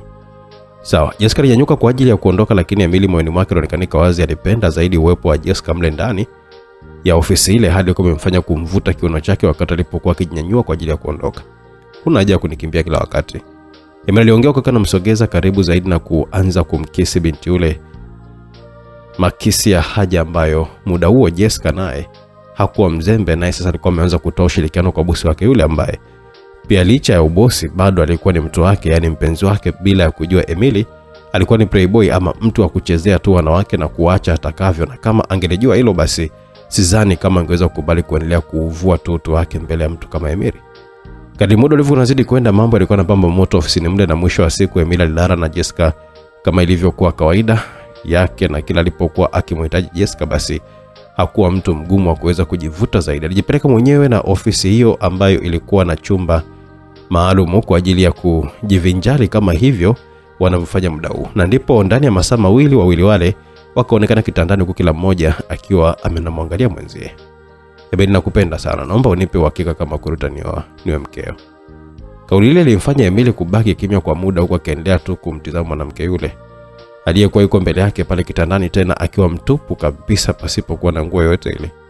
Emily, Jessica alitoka kumtikisa mkono wake Emily, huku akiwa anagundua ni kama Emily alikuwa kwenye hali fulani hivi ya mawazo ama kufikiria kitu fulani.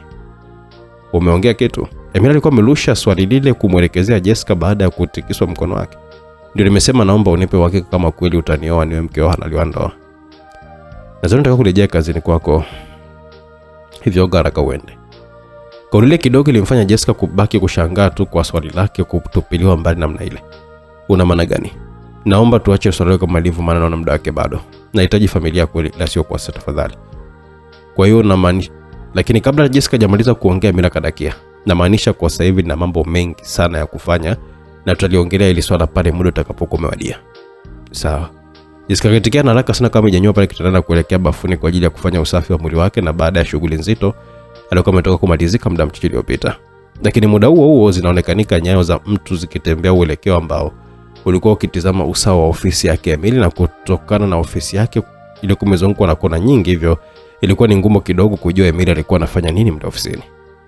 Licha uwepo wa wafanyakazi, lakini ofisini kwa Emily walikuwa wanaenda kama kulikuwa kuna mkutano ama changamoto tofauti, na hapo hawakujiendea ovyo ovyo tu. Basi nyayo za mtu yule zilikuwa zimefika kwenye mlango ule wa ofisi ya Emily, na taratibu unaonekanika mlango kunafunguliwa.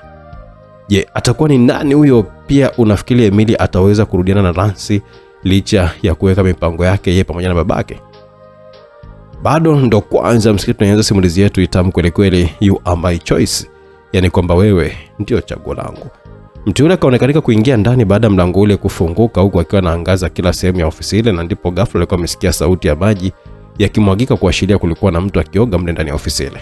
Atakuwa ni Emily, ngoja nimsubiri. Mtu yule alikuwa ameongea kwa kana keti kwenye kiti kati ya viti vilivyokuwa viko mahali pale.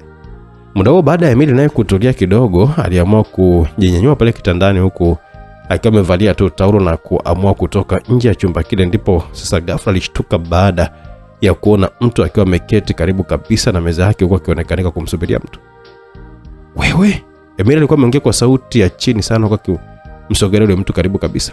Unafanya nini hapa? Si nimekuambia usinifuate tena ama?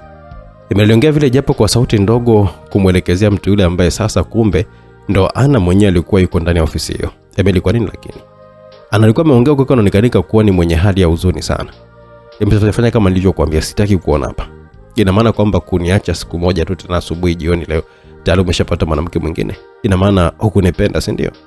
Ana alikuwa anaongea vile, lakini ghafla ikasikika sauti ya Jessica kutokea kule bafuni. Emily, unaniongelesha? Hapa naendelea kuoga, ninaongea tu na simu hapa. Sawa. Jessica alikuwa ameitikia vile huku akiendelea tu kuoga zake bila kujua kilichokuwa kinaendelea nje. Basi sawa, kwa kuwa umeamua kuniumiza sio mbaya kwangu. Nimekuletea pete yako. Ana alikuwa ameongea vile huku anaweka pete ile kwenye meza. Umefanya maisha yangu kuvurugika sana. Ana alikuwa ameongea vile na kisha kuondoka haraka, huku muda huo machozi yalikuwa tu yakimtoka mtoto wa kike. Emily alikuwa mbaki tu akiwa anatazama ile pete na kuanza kukumbuka wakati wakiwa hapo kwenye mahusiano pamoja na Ana. Alikumbuka vyema ile pete alikuwa amemfanyia Ana kama surprise yake kwake, kuashiria kwamba alikuwa anamhitaji maishani. Mimi ni Emily Richard na siwezi kuumia kamwe. Emily ajisemea vile kimoyomoyo na kisha kuketi chini ya kochi ile kwa liko pale pembeni kidogo na meza yake ya kufanyia kazi zake za kiofisi. Muda huo Jessica naye alikuwa amekwisha maliza kuoga na moja kwa moja karudi mpaka pale alipokuwa Emily, huku akiwa na taulo pia. Huyo mtu ambaye alikuwa anaongea naye, mbona ni kama vile ulikuwa unamgombeza? Jessica alikuwa ameongea vile huko akanamfanya Emily kushtuka kidogo kwa kauli ya Jessica. Ina maana kwamba ulikuwa unasikiliza? Emily alikuwa ameongea kumtazama Jessica ambaye muda huo alikuwa wima amesimama tu. Hapana, maji alikuwa na sauti, ila nimesikia tu maneno machache sana kwa mbali. Kumbe hajasikia kila kitu huyo. Emily alijisemea vile kwa kumtazama mwanamke yule. Yaani mambo ya biashara tuachana nayo. Jessica muda huo alikuwa kiangaza simu yake aliyokuwa ameiacha pale mezani, mara ile pete akaiona ikiwa iko pale. Oh jamani, pete nzuri sana. Ni nani Emily? Ni yako. Naona umewahi kuiona mapema, maana nilikuwa nataka tu nikusurprise. Sema. Kabla nimejamaliza kuongea Jessica alikuwa amedakia pale. Unamaanisha nimeharibu mpango wako wa kunisurprise? Oh jamani, haya macho basi hakuna namna, ndo nimeshaiona. Jessica alikuwa ameongea vile kwa kukitizama tu pete ile na ya rangi ya dhahabu iliyokuwa ikimetameta hivi na kuvutia pia macho yake. Hakuna shida. Emily aliongea na kisha kama nyenyuka na kumsogelea Jessica, kisha akamvalisha saa pete ile, ambapo muda huo Jessica alikuwa kitabasamu tu huku asiamini kabisa kama mambo yalikuwa yako namna vile. I say, acha nicheke kwanza mimi bwana. Nakupenda sana jamani. Evara karudi kazini. Muda wote watu wanaweza kuja huko. Emily alikuwa ameongea vile bila hata kuitikia neno lile alilokuwa ameambiwa na Jessica kwamba anapendwa sana. Haraka Jessica alikuwa ameelekea chumbani kuvaa nguo zake. Jamani ya dada wangu, mnajua watu kama mnapenda ama mpendwi, msome kodi ziko hapa. Tuambia nakupenda na kwambia vaa lako watu watakuja huko ndani. Turudi alipo Lance na Melina, ambapo bado alikuwa wako pale mezani akizungumza mambo ya hapa na pale. Ila kuwa makini sana na moyo wako. Ipo siku tutaje kusaidia majambazi kabisa. Ilikuwa ni sauti ya Melina akiwa anamuelekeza Lance. Majambazi? Lance aliongea huku akionekana kukerwa na maneno ya rafiki yake. Una maana ya kwamba hata Jay sikutakiwa kumsaidia? Hapana, sijamaanisha hivyo. Sio kwamba Jay ni jambazi au mtu mbaya, ila kuna muda unatakiwa kuzuia hizo huruma zako zisije zikakuponza siku moja. Tuachane nayo. Mimi wala sioni shida kutoa msaada kama upo ndani ya uwezo wangu. Pia muangalie Japhet anafanya kazi mara 2 zaidi ya wengine na wakati ni mpya, na hilo bado hujaliona wewe au? Lance alikuwa amezungumza kwa kumtizama tu Jay akiwa anaendelea na kazi zake pale mgawani. Mimi naelewa unachokimaanisha, lakini siogopi kutoa msaada kwa mtu yoyote yule, hata kama anaweza kuwa hatari kwangu mara. Bado Lance alikuwa anazidi kuzungumza huku sasa macho yake kwa amehamishia kwa rafiki yake Melina. Haya sawa, ila tu kwa makini. Taratibu Lance alinyanyuka pale mezani. Kuliko tunaenda wapi? Wala hata usiofu. Nahitaji tu kupata hewa ufukweni ndo naelekea huko, maana hapa tayari pamesha nichosha na hata hamu ya kuingia darasani pia sina kabisa leo, maana moyo wangu nauma. Kwa makini basi. Menali kama ameongea vile kumwelekezea rafiki yake. Sawa. Lance alikuwa amejibu vile na kuondoka zake mara pale na kufuata maegesho ya magari. Ndani kama nusu saa hivi baada ya Lance kufika pale ufukweni na kuegesha gari lake pembeni, na moja kwa moja alikuwa ameanza kuelekea sehemu ya ufukweni pembezoni mwa bahari kubwa iliyokuwa iko mara pale, huku watu wakiwa ni wachache maeneo hayo kulingana na ilivyokuwa imezoeleka, hivyo hata utulivu ulikuwepo. Lakini muda huo anaonekana kama mwanadada mwingine akiwa anatembea ndani ya ufuko, huku akiwa anaonekana kama mtu mwenye mawazo sana moyoni mwake. Emily, kwa nini? Kauli ile ilikuwa imesikika mara kwa mara kutoka mdada huyo, huku machozi akiwa yanaendelea kumtoka. Muda huo nao Nancy alikuwa akitembea kwenye ule mchanga wa bahari, huku akiwa anafikiria mambo fulani hivi kichwani mwake. Ni kama vile mawazo ya wadada wale alikuwa akiwaza kitu kimoja bila wenyewe kujua. Hali ile iliwafanya Lance na mdada yule kugongana, huku wakitazamana kila mmoja akimtazama mwenzake. Muda huo Lance alipata mshtuko sana baada ya kuifahamu ile sura ya mdada yule ambaye aliwahi kumuona akiwa na Emily siku za nyuma huko, tena wakiwa wako maeneo mbalimbali ya starehe. Na mara kadhaa Lance alipokuwa anakutana na dada huyo alimsihi kukaa mbali na Emily, maana alikuwa ni mpenzi wake, lakini ni kama vile maneno yale hayakuwa yanamtisha kabisa hata kidogo. Kulingana na kuwa alimpenda sana Emily na alijua kabisa wanawake wengi wanamuonea tu wivu kuwa na Emily, na ndio maana maneno ya Lance pia alikuwa anapuuzia tu. Ni wewe? Lance aliongea kwa mtazamo yule mdada. Mungu wangu. Anakashtuka kwa anaonekanika kupata hofu pia, hasa baada ya kumtambua Lance na kukumbuka kumbukumbu zikawa zimemjia wakati alipokuwa anatoka kuondoka ofisini kwake Emily. Baada ya kuacha pete pale mezani, Emily alimuonesha picha iliyokuwa ndani ya drawer ya meza ile ikiwa na sura ya Lance pamoja na Emily wakiwa pamoja. Na alikumbuka maneno ya mwisho ya Emily kwake. Huyu ndio moyo wangu na hakuna mwanamke ambaye atakuja kuchukua nafasi yake hata siku moja. Naomba unisamehe sana mimi dada yangu. Najutia mimi, maana sikufahamu Emily kama alikuwa na mtu mwingine zamani sana. Alikuwa ameongea huku machozi akiwa yanazidi kumbubujika usoni mwake, huku akidhani pengine mdada yule, yani Lance, alikuwa pale kwa lengo la kumfanyia kitu kibaya, hasa kwa kutoka na mpenzi wake. Taratibu Lance akamnyoa Ana ambaye muda huo alikuwa amepiga magoti akiendelea tu kuomba radhi. Usijaribu, naomba tu kama utojali. Kauli ile kamfanya Ana kunyanyuka na kufuta machozi yake. Haya sasa, wale bwana hatimaye wanakutana, na unahisi ni mambo gani nataka kuwa ameongelea? Tunaweza kusema ni kama moto basi ndio unaendelea kuwaka. Msikizani simulizi pendwa kabisa, You Are My Choice, yani wewe ni chaguo langu. Basi wawili wale walikuwa wamesogea kivulini mbali kidogo na usawa wa maji ya bahari na kisha kukaa. Inaonekana mawazo sana, kuna tatizo labda ambalo limetokea. Lance alikuwa amezungumza huko akimtizama Ana ambaye kwa muda huo alimuona mtu ambaye hakuwa sawa kabisa. Kwani unafahamiana na Emily kama nani yako? Ana aliuliza vile, kitu kilichomfanya Lance kujihoji iweje amuulize vile, ili hali alikuwa anajua kabisa Emily alikuwa nani yake. Lakini yote alifahamu yote itakuwa tu ni kwa sababu ya mawazo yake ndo yaliyompelekea kumuuliza swali kama lile. Emily ni mchumba wangu japo tayari tumeshaachana. Sasa dadangu, maana sikujua kitu chochote kile mimi, na kama ningejua kama alikuwa na mtu basi nisingejaribu hata kumsogelea. Sawa, mimi naitwa Lance. Lance aliongea kwa akimnyoshia mkono wa kujuana. Ana, vizuri kujua, na kumbuka mimi sina kinyongo na wewe kabisa, kwa kuwa nimejua yalikuwa kwenye mapazia, na naweza kusema hii ni afadhali, maana kama light nisingejua ningejikuta najitoa sadaka kwa huyo mtu bila hata kujua mambo yake. Lance aliongea kwa kuendelea tu kutizama mandhari ya eneo lile la ufukweni. Emily mwanaume mbaya sana, leo nimemfuma na mwanamke mwingine tena ndani ya ofisi yake. Kidogo kauli kama imefanya Lance kumgeukia Ana na kumtizama kwa makini. Mwanamke? Ndio, japo sikumwona, ila kulikuwa na viatu vya kike sakafuni na kulikuwa kuna mtu akioga, na Emily alikuwa yuko ndani ya taulo tu wakati namkuta ndani ya ofisi yake. Safi sana. Emily, kumbe ndivyo ulivyo Ransi alijisemea vile kimoyomoyo tu kwa kimtizama Ana ambaye alikuwa yuko upande wake wa kushoto. Sawa, basi nashukuru kukufahamu na pia natumaini tutazidi kuwasiliana. Nashukuru pia kwa ukarimu wako. Usijali kabisa. Mara moja Lance alikuwa ameamua kuondoka maeneo yale ya ufukweni kisha akashika njia kuelekea nyumbani baada ya kuingia ndani ya gari lake. Hukunako Jay tayari alikuwa amekwisha fika nyumbani ikiwa tayari majira ya saa 1 za usiku na toka washapata chakula cha usiku hivi familia kama familia walikuwa wameketi nje wakipata kupunga upepo kidogo. Yaani kaka, siku ile ulivyoniletea chakula nilijikuta naona aibu wapi hata kukila jamani. Ilikuwa ni sauti ya Jafet. Kwa nini sasa? Stefano alikuwa ameuliza kwa mtazamo mdogo wake. Wewe nilizani mtaniletea chakula cha maana kumbe mihogo tu na kalanga. Sasa hapo mimi ningewezaje kula mbele za wanafunzi wenzangu? Mtoto, ina maana kwamba ulishinda njaa ama? Ilisikika sauti ya mama yao yani Frozi akiwa anaingilia ile maongezi kati ya mtu na mdogo wake. Hapana mama, uzuri ni kwamba nilikuwa na hela kidogo ndo nikaa nimeenda kununua chakula kingine. Kwa hiyo ulikimwaga eti? Jafet naye alikuwa ameamua kutupia swali ile kwa mdogo wake. Hapana kaka, marafiki zangu ndo walikila. Yaani hapo nijikuta na fly sana na kujua kumbe hata matajiri pia wanaweza kula vyakula vya kawaida kama ile. Aulizeni matajiri ni malaika kana kwamba chakula chao ni maziwa na asali tu au? Ilikuwa ni sauti ya mzee John, baba wa familia ile, akizungumza na binti yake. Yaani ungeona baba mpaka ungecheka jinsi alivyokuwa anagombania mihogo na karanga. Kwa hiyo hakuuliza kwa nini kula kile chakula. Alitupia swali hilo jingine Stefano. Hakuna hata aliyekuwa na huo muda, maana kila mtu alikuwa anajari tu kula basi.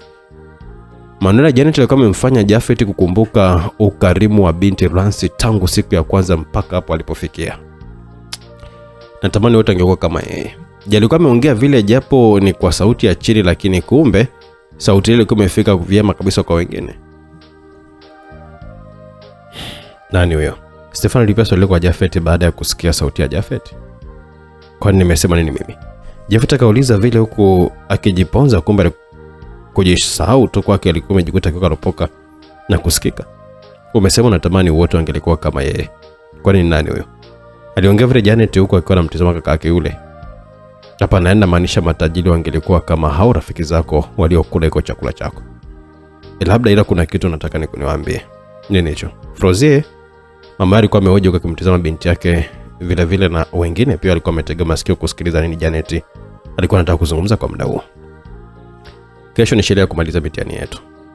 Huna maana gani? Mbona hukusema toka jana? Lakini na huo mchango tu na utoa wapi sasa?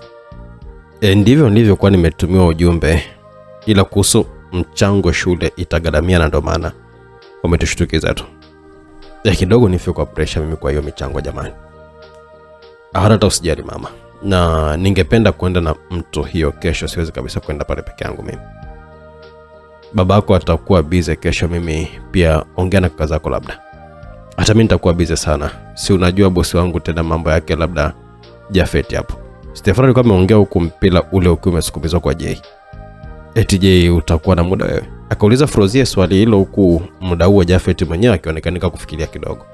Kesho nenda kazini la naweza kuomba ruhusa kwa bosi wangu, labda anaweza kunielewa.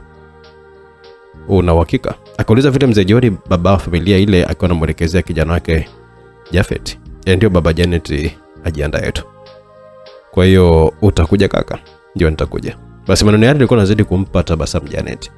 Turudi upande wa pili. Lance alikuwa tayari kitandani kwake baada ya kutoka kupata chakula cha usiku, na muda wote alionekana kuwa na akitizama tu simu yake huko akionekana kuwaza jambo fulani hivi ndani ya kichwa chake, na ndipo sasa alipokumbuka taswira kamili ya muda uliokuwa umepita akiwa pamoja na Jafet kwenye kile chumba. Moyo tulia basi. Lance alikuwa anajisemea vile huko muda huo alikuwa akitazama namba ya Jafet ambayo hiyo alikuwa ameichukua kutoka kwa Melina wakati akiwa anaagana naye pale mgawani, na yote ilikuwa ni kama vile alikuwa amemwona Jafet alikuwa akiogopa sana kiasi hata alikuwa ameshindwa kumtafuta baada ya kumpatia namba zake, na ndipo alipoamua kuulizia namba zake kwa bosi wake, na kweli alizipata kutokana na utaratibu wa Melina. Kila anapoajili watu basi wage kuna taarifa muhimu hujaza pamoja na kuacha mawasiliano pia. Muda huo Jafet naye pia mawazo yake yalikuwa yako mbali sana sasa, kwa kuanza kumfikiria yule mtoto wa kike yani Lance. Au nimtumia hata usiku mwema nini? Hapana, siwezi. Hayote Lance alikuwa kiawaza tu bila hata kupata jibu afanyaje. hapa naacha nilale tu. Mwisho wa siku Lance aliamua tu kuzima tu simu yake na kushikilia mto kwa ajili ya kutafuta sasa usingizi, na muda huo pia Japhet naye alikuwa akiangalia namba ya mtoto mrembo kwenye simu yake, huku akiwa na mawazo mengi, hasa safari yake ya maisha mpaka kufikia hapo kupitia kwa msaada wa binti huyo. Nitakutana naye tu kesho, acha nisimsumbue, atakuwa pengine ameshalala zake muda huo. Japhet alikuwa amejisemea na kisha aliamua kuzima simu yake na kisha kama amejigeuzia ubavu na kuanza kutafuta sasa usingizi. Hatimaye siku nyingine tena anaonekana akiamka pale kitandani, lakini wakati akiwa anashusha miguu yake chini kwa ajili ya kunyanyuka, alisikia kitu kinadondoka chini na kutoa sauti kama ya kupasuka hivi. Haraka sana Lance alikuwa ametizama chini na kuamini baada ya kukuta simu yake tayari ilikuwa imeshapasuka kioo. Haraka alichukua pale chini na kujaribu kuiwasha, lakini simu ile iligoma kabisa kuwaka. Mungu wangu, ni mambo gani sasa tena jamani? Wakati huo Lance alikuwa anajilaumu kwa uzembe ule. Upande wa pili anaonekana Melina alikuwa anapiga sana simu kumtafuta rafiki yake Lance bila mafanikio, maana simu haikupatikanika kabisa. Yote ilikuwa ni baada ya yeye kuongea na Melina juu ya sherehe mdogo wake Janet, na Melina alikuwa ameridhia ombi lile na alitamani sana kama wote wangeweza kuambatana, yani huyo mdogo wake Japhet mwenyewe, Lance pamoja na Melina. Na hiyo ndio ilikuwa ni sababu ya kumtafuta Lance kwa muda huo. Ina maana hapatikani. Japhet akauliza vile huko kana mtazama tu bosi wake yule akihangaika na simu ile. Melina alijibu vile huko kana mtazama sasa vyema Japhet usoni kwa muda huo. Mungu wangu, sije kumtazama vizuri huko kaka jamani, ndio maana Lance anajigonga tu sana kwake. Melina anajisemea vile moyoni mwake, huko bado akiwa anaendelea kumtazama Japhet, japo muda huu alikuwa anamtazama kwa kuibia kidogo. Safi sana Lance, natumaini hautakuwa nasi na nahisi nitatumia muda mzuri sana kuwa na huyu kaka. Bado Melina alikuwa anaendelea kujisemea tu vile.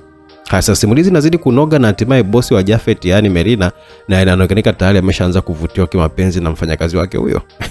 Hapo sasa ngoma ni ngumu, na je, unahisi ni nani atakayefanikisha kuwa na kijana huyo? Cha kufanya baki na sisi Simulizi Max kuendelea kufuatilia mkasa wa kusisimua wa mapenzi yasiyoumiza. Melina aliona ni heri sasa kuitumia nafasi vyema kabisa, ukizingatia alikuwa na uhakika kabisa rafiki yake Lance asingeweza kabisa kwenda huko, na kama angelikuja basi kupiga simu hiyo baadaye basi angemdanganya tu ili mradi asiweze kuja walipo wao.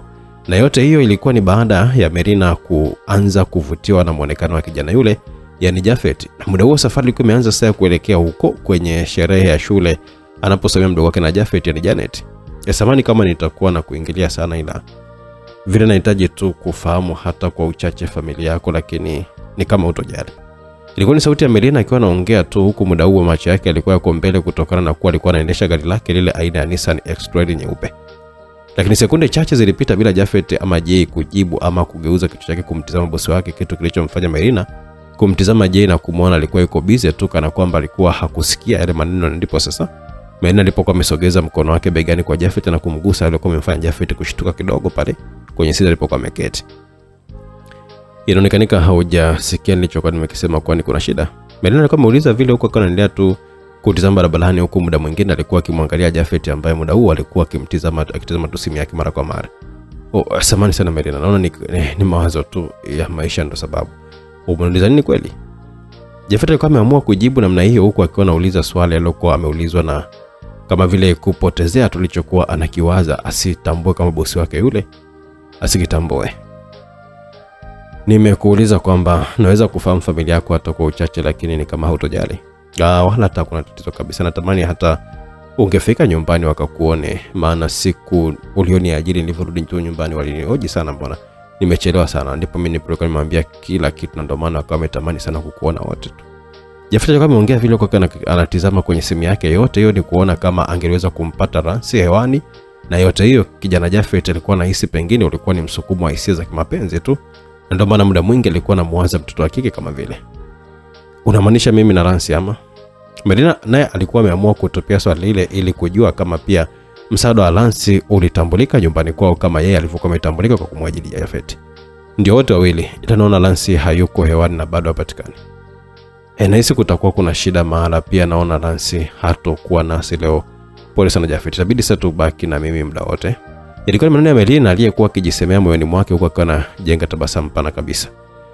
Basi naona pengine kutakuwa na shida au pengine atakuwa mambo yake mengi tu ya kufanya, ndio maana hataki usumbufu. Japhet alikuwa ameongea huku akishapumzika kidogo. Kabisa wala hujakosea, ana mambo mengi sana, tena hasa ukiangalia mahusiano yake yameharibika, huenda Ameamua kuenda mbali kabisa kujiliwaza, na ndio maana ameamua kuzima simu ili asipate usumbufu kwa aliko. Naona itakuwa hivyo. Uniuliza kuhusu familia yetu, ni kwamba nyumbani kwetu tumezaliwa watoto watatu, yani mimi, kakaangu anaitwa Stefano na mdogo wetu wa mwisho anaitwa Janet. Ndo tunaenda kukutana naye kwa muda mrefu. Kumbe Janet ni kitinda mimba.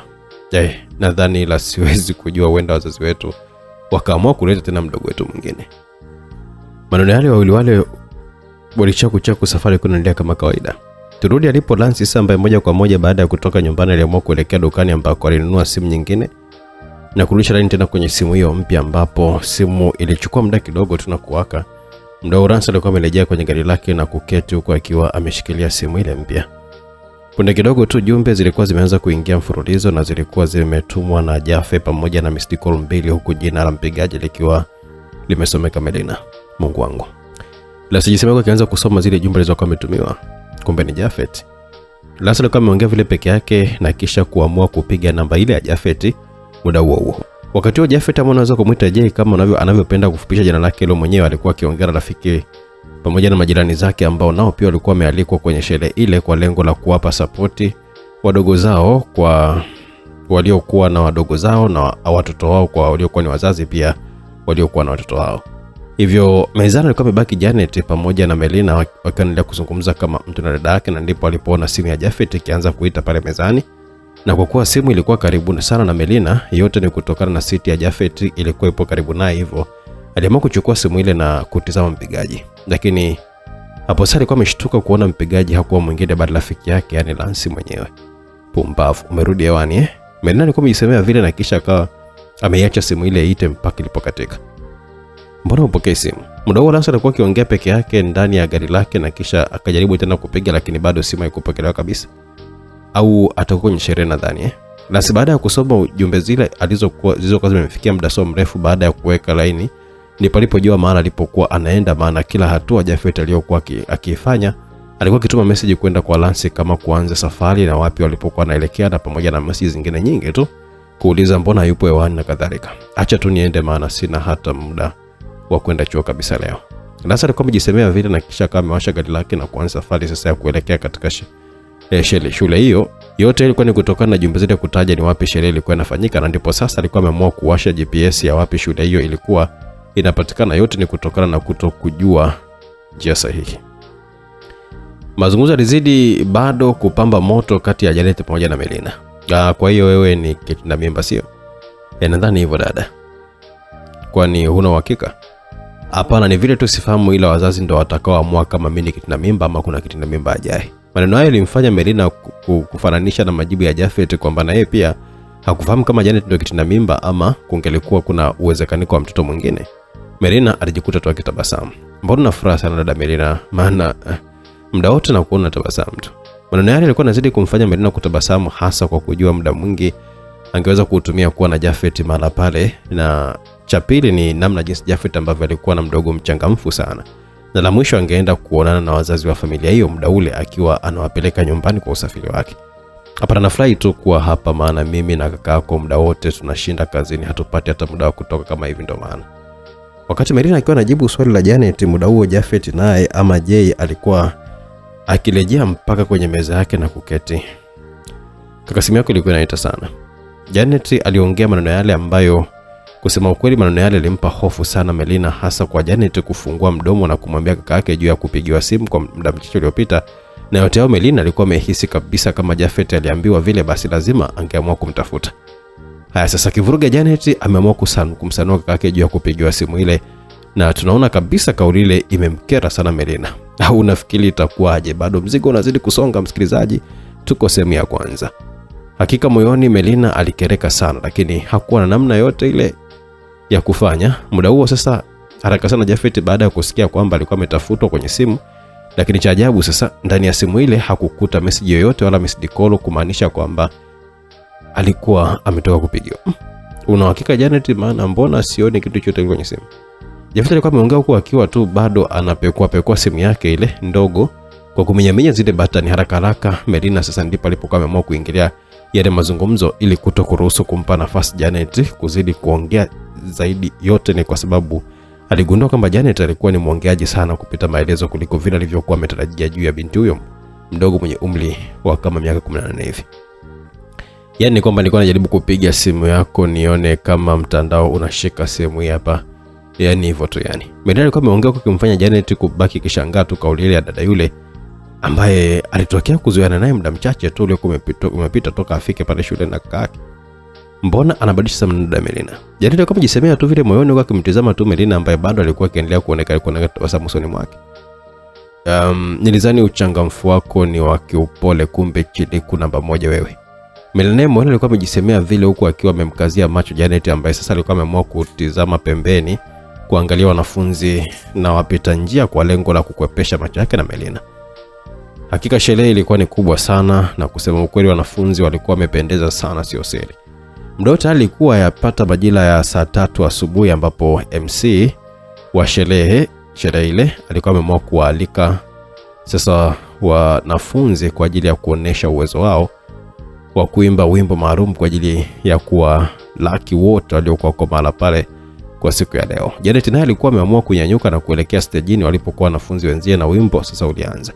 Hakika watu walifurahi sana kwa jinsi wanafunzi wao walivyokuwa wamependeza pamoja na kuimba vyema kabisa, hasa kwa sauti zao nyororo na viwango vya hali ya juu sana.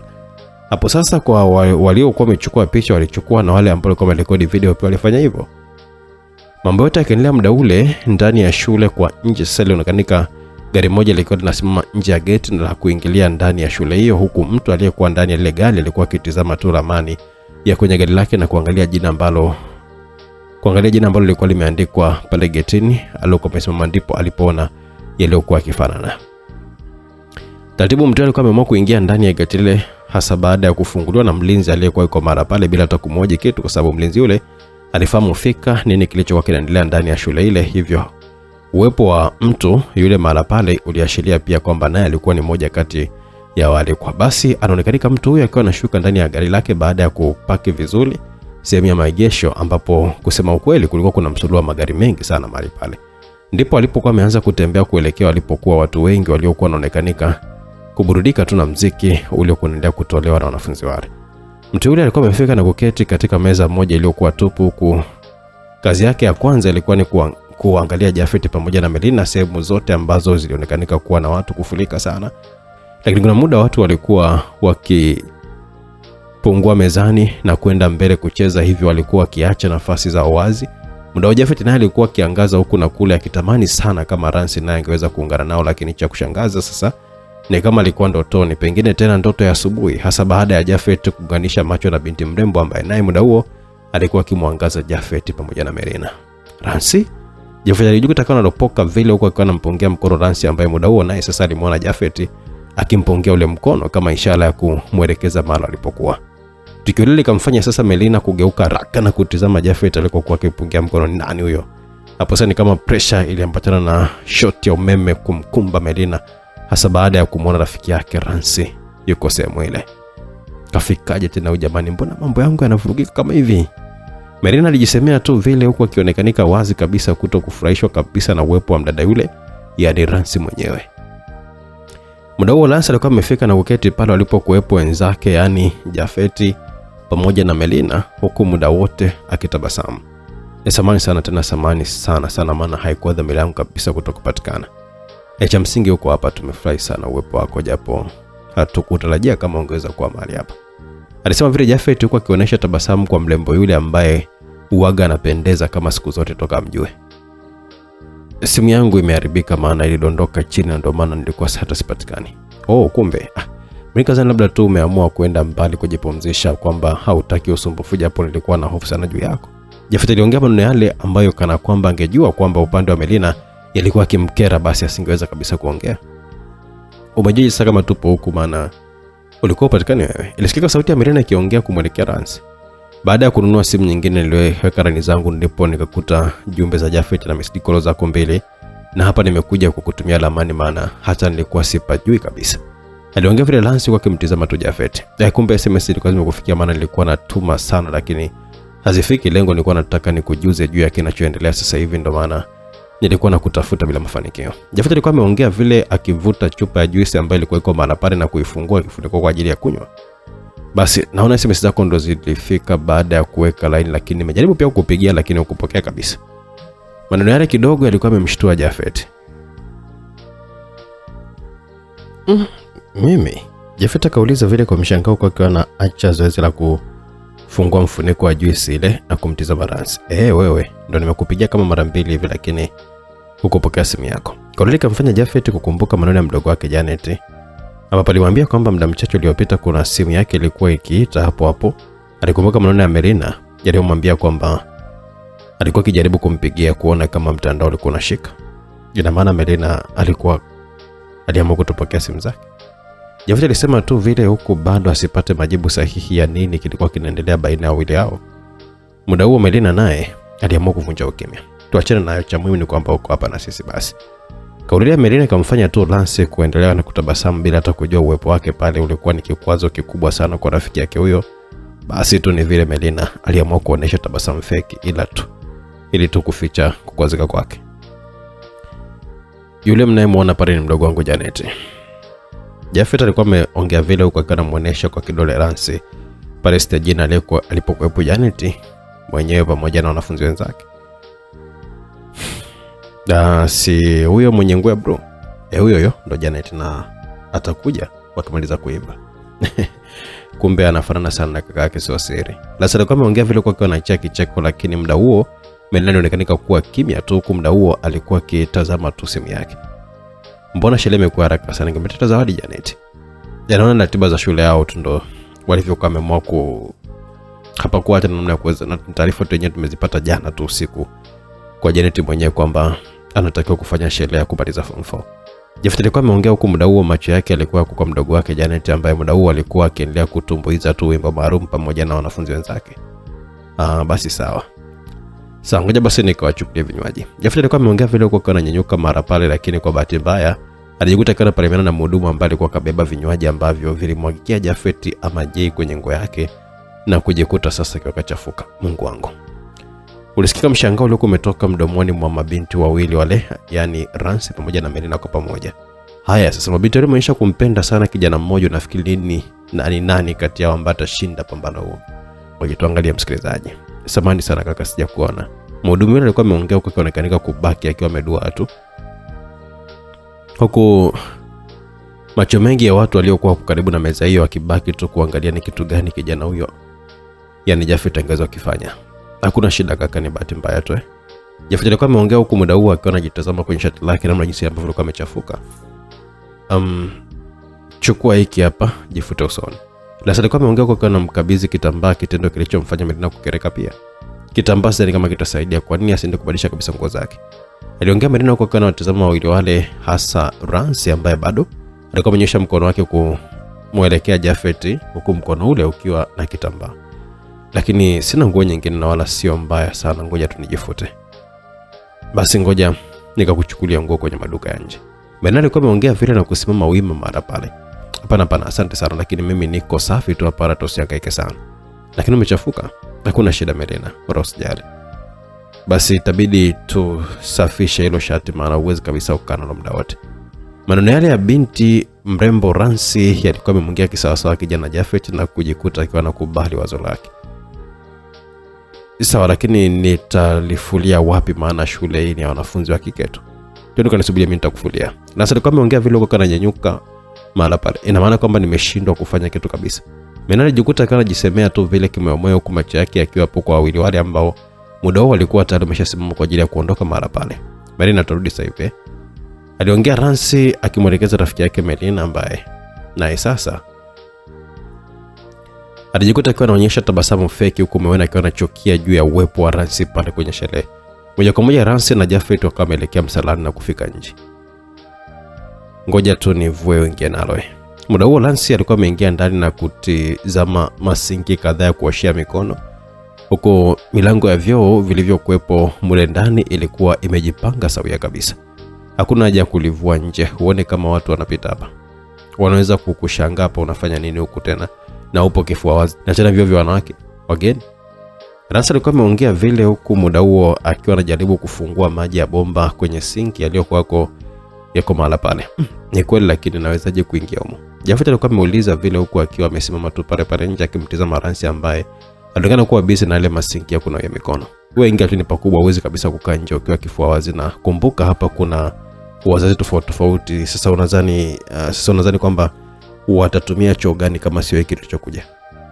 Maneno yale kama mfanya Jafet kuanza kuona kama vile aibu fulani hivi, kwa maana alivyokuwa kisita kuingia ndani, ila hakuwa na namna zaidi ya kuingia ndani, huku muda huo Ransi alikuwa akijitizama tu kwenye kioo kukwepa kumtizama Jafet akiwa anavua shati lake. Tayari hapa Jafet alikuwa ameongea huko anampatia Ransi ambaye alipokea kwa kunyoosha mkono wake wa kushoto na kuanza kushughulikia kwa kuanza kulifulia pale kwenye sinki. Asante sana kwa yote Ransi. Jafet alikuwa ameongea vile, japo muda huo Ransi hakujibu kitu chochote kile zaidi ya kutabasamu tu na kuendelea kufua. Mbona hugeuzi hata shingo? Hapana, nina kazi, wewe mwenyewe hapa si unaona jamani? Ransi alijibu vile huko akiwa anamfanya sasa mwanaume kucheka tu. Unaogopa ni kwani? Naomba niangalie basi. Hapana, ngoja nimalize kufua kwanza.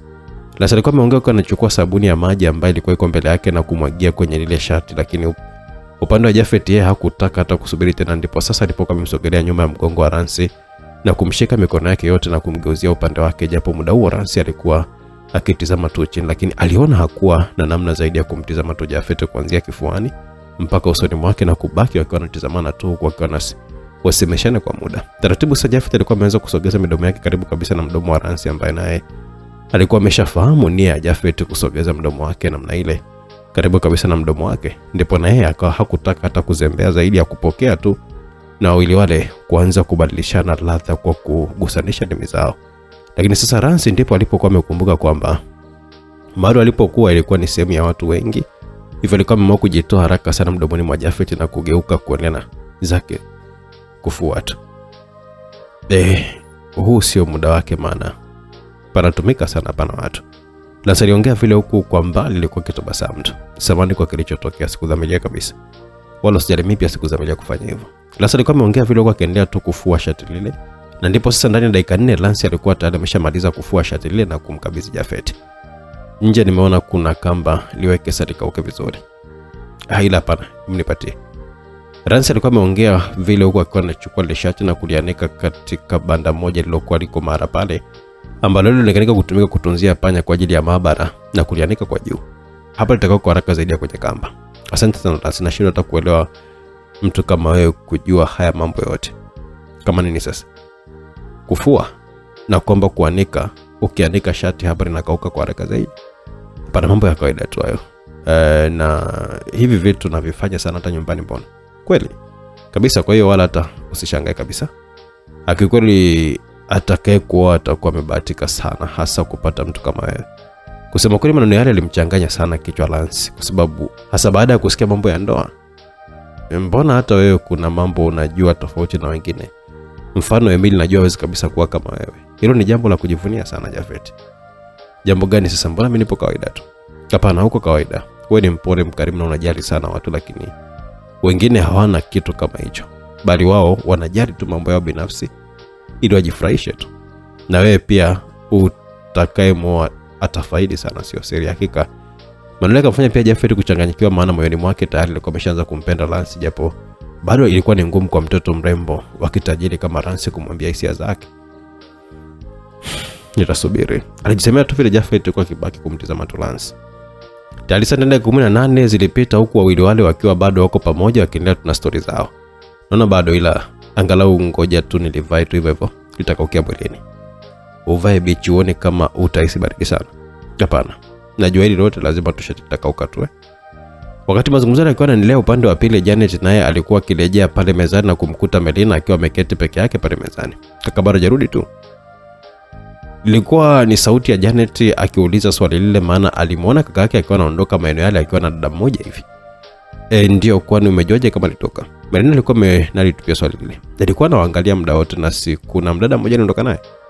Ndio, na wamechelewa sana, sijui unaweza kwenda kuangalia, labda kunaweza kukawa na tatizo, maana wameelekea msarani vyoo vya wageni kufua shati la kaka yako maana lilichafuka.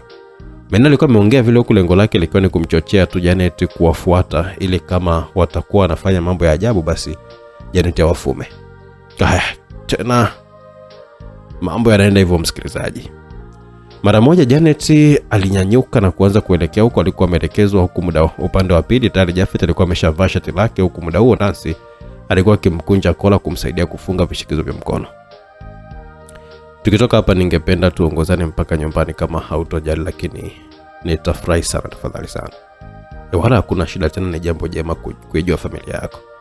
Kwa maana hiyo sio umekubali? Jafet akameuliza vile, lakini muda huo hakujibu zaidi ya kutabasamu tu. Na muda huo Janet naye alikuwa amefika na kuwakuta wale wakiwa kwenye mazungumzo yale. Kaka, Janet alikuwa ameita kwa sauti ya chini kidogo, kinachomfanya Jafet ageuke na kumtazama mdogo wake yule. Kumbe tayari mmemaliza kuimba. Jafet alijikuta akiuliza vile huko kana anaweka shati lake sawa. Zamani sana lakini sijakuona muda mrefu. Aya, nilikuwa nafua shati langu hapa, nadhani uliona tukio lile limetokea. Ndio. Aya, huyu ni dada Nancy, na Nancy huyo ndo Janet mwenyewe sasa. Kama nilivyokuwa nimekuambia hapo mwanzo. Janet, habari yako? Nancy aliongea kumpatia mkono Janet. Salama kabisa. Kwa hiyo sasa hivi kaka na madada wawili, yani safi sana. Janet alikuwa ameongea huko akiwa anawafanya wote pale kuanza kucheka. Ndio, Jafet akajibu. Nilitongeza sana kwa kumaliza mitihani yako. Asante sana dada Nancy. Basi watatu wale waliamua kurudi mezani kwa ajili ya kuagiza vinywaji kwa pamoja na chakula. Turudi upande wa pili kwenye kampuni ya Emily ambaye muda huu alikuwa yuko ndani ya ofisi yake akiwa busy na kazi zake za kiofisi, ndipo mara mlango ulifunguliwa na mwanadamu mmoja hivi mrembo sana, alikuwa ni Jessica. Aliingia mle ndani akiwa ameshikilia mikononi mafaili kadhaa. Malkia wa moyo, nimekungojea sana bila matumaini. Vipi, ulikuwa na kazi sana?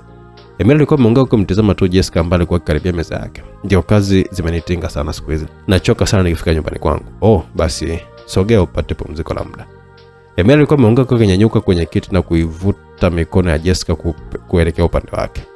Emily, sio samunzio, nimechoka sana. Na hata hivyo nimekuletea mafaili uyapitie, maana kuna baadhi ya miradi ya kampuni inahitaji marekebisho ndani ya mwezi huu wa 5, la sivyo tujiandae kupata tu hasara. Jessica alikuwa ameongea kwa kumkabidhi mafaili yake Emily. Ni miradi gani hiyo? Enda upitie sasa. Sawa, fanya mazungumzo na bodi ya mikopo ya dharura. Najaribu kuwashawishi ili tuweke makubaliano kwa ajili ya manufaa hapo mbele. Mbona ni uamuzi wa haraka sana? Kwa nini umefikiria kabla? Emily Richard siku zote anajua anachokifanya. Cha muhimu ni kwamba wewe fanya hivyo tu ili mambo yanyooke. Sawa, nitafanya hivyo. Jessica aliongea na kuamua kutaka kurudi alikotoka, lakini wakati akiwa anapiga hatua za kuondoka mara pale, alishangaa kushikwa mkono na Emily, tafsiri ya kwamba hakutakiwa kuondoka muda huo. Emily, nini? Jessica aliuliza kwa sauti ya kudeka hivi. Umesema umechoka, sasa unarudi huko kufanya kitu gani? Labda unataka nikae hapa muda wote? Lakini vipi wafanyakazi wako wengine wakija hapa na kukukuta? Sasa kwa hizo kamera za ndani na nje unahisi zina kazi gani sasa?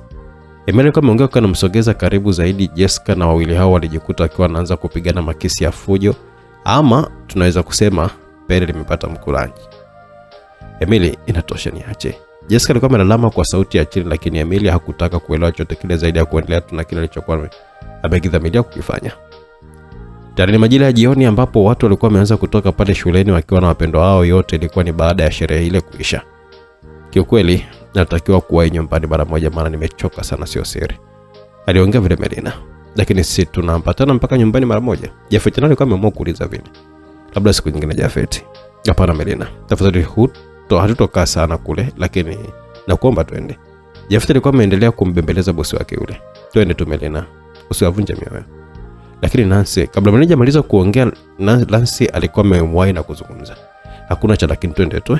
Wewe twende. Muda huo Melina alikuwa akiwaza maneno ya rafiki yake Nancy, japo ni kweli hakupendezwa kabisa kuambatana nao tena kwa safari nyingine zaidi. Aliona ni vyema tu kujitenga nao na kwenda tu kwake kupumzika. Yote ilikuwa ni kutokana na mpango wake kufeli mpaka muda huo. Lakini Melina hakuwa na namna zaidi ya kukubali tu, na ndipo wote kwa pamoja wakatembea mpaka yalipo magari yao. Asa tunaondokaje peke yangu? Melina aliuliza vile kuelekea watu wale. Utakaa na mimi kwenye gari lako. Nancy alikuwa amejibu kwa kumgeukia Jafet. Unafahamu kuendesha? Ndio nafahamu. Jafet alijibu vile. Basi tuongoza wewe na utakuwa mbele yetu. Basi taratibu sasa kila mtu alikuwa ameingia kwenye magari yale, yani Nissan X-Trail nyeupe ya Melina pamoja na Toyota Mark X nyeusi ya mrembo Nancy, ambaye alikuwa ameachana umbali kidogo na safari ilikuwa imeanza. Jafet akiwa yuko ndani ya Toyota Mark X akiongoza msafara, huku muda huo Jafet akiwa ameketi pamoja na mdogo wake Janet. Jamani kaka, siamini kama leo unaendesha gari, yani acha tu. Maneno yale yalimfanya Jafet kukaa kimya tu bila hata kuongeza neno lolote ile zaidi ya kutizama tu usawa wa barabara. Muda huo Janet alichukua simu yake aina ya smartphone iliyokuwa ndani ya begi lake na kuanza kuchukua picha pamoja na video akiwa ndani ya gari lile. Unafanya nini wewe? Jafet aliuliza vile. Kaka, hii bahati haijirudiagi kabisa, acha nichukue hata picha kama ukumbusho tu. Kwa Janet alionekana ni mapepe sana ndani ya gari, mara atoe mkono uliokuwa na simu nje, mara rudishe ndani, bali tu alikuwa anatafuta engo nzuri ya kuchukua picha na video zake. Na kweli safari ilikuwa inazidi tu kusonga mbele, ila mara ghafla hasa gari lile waliokuwemo Jafet pamoja na Janet ilikuwa limefika kwenye mabonde na kukanyaga na kusababisha simu ya Janet ambayo muda huo ilikuwa ameitoa nje ya dirisha ikiendelea tu kuchukua picha na video kuanguka chini, huko gari lilikuwa lipo kwenye mwendo mkali, spidi ya kilomita 201 kwa saa.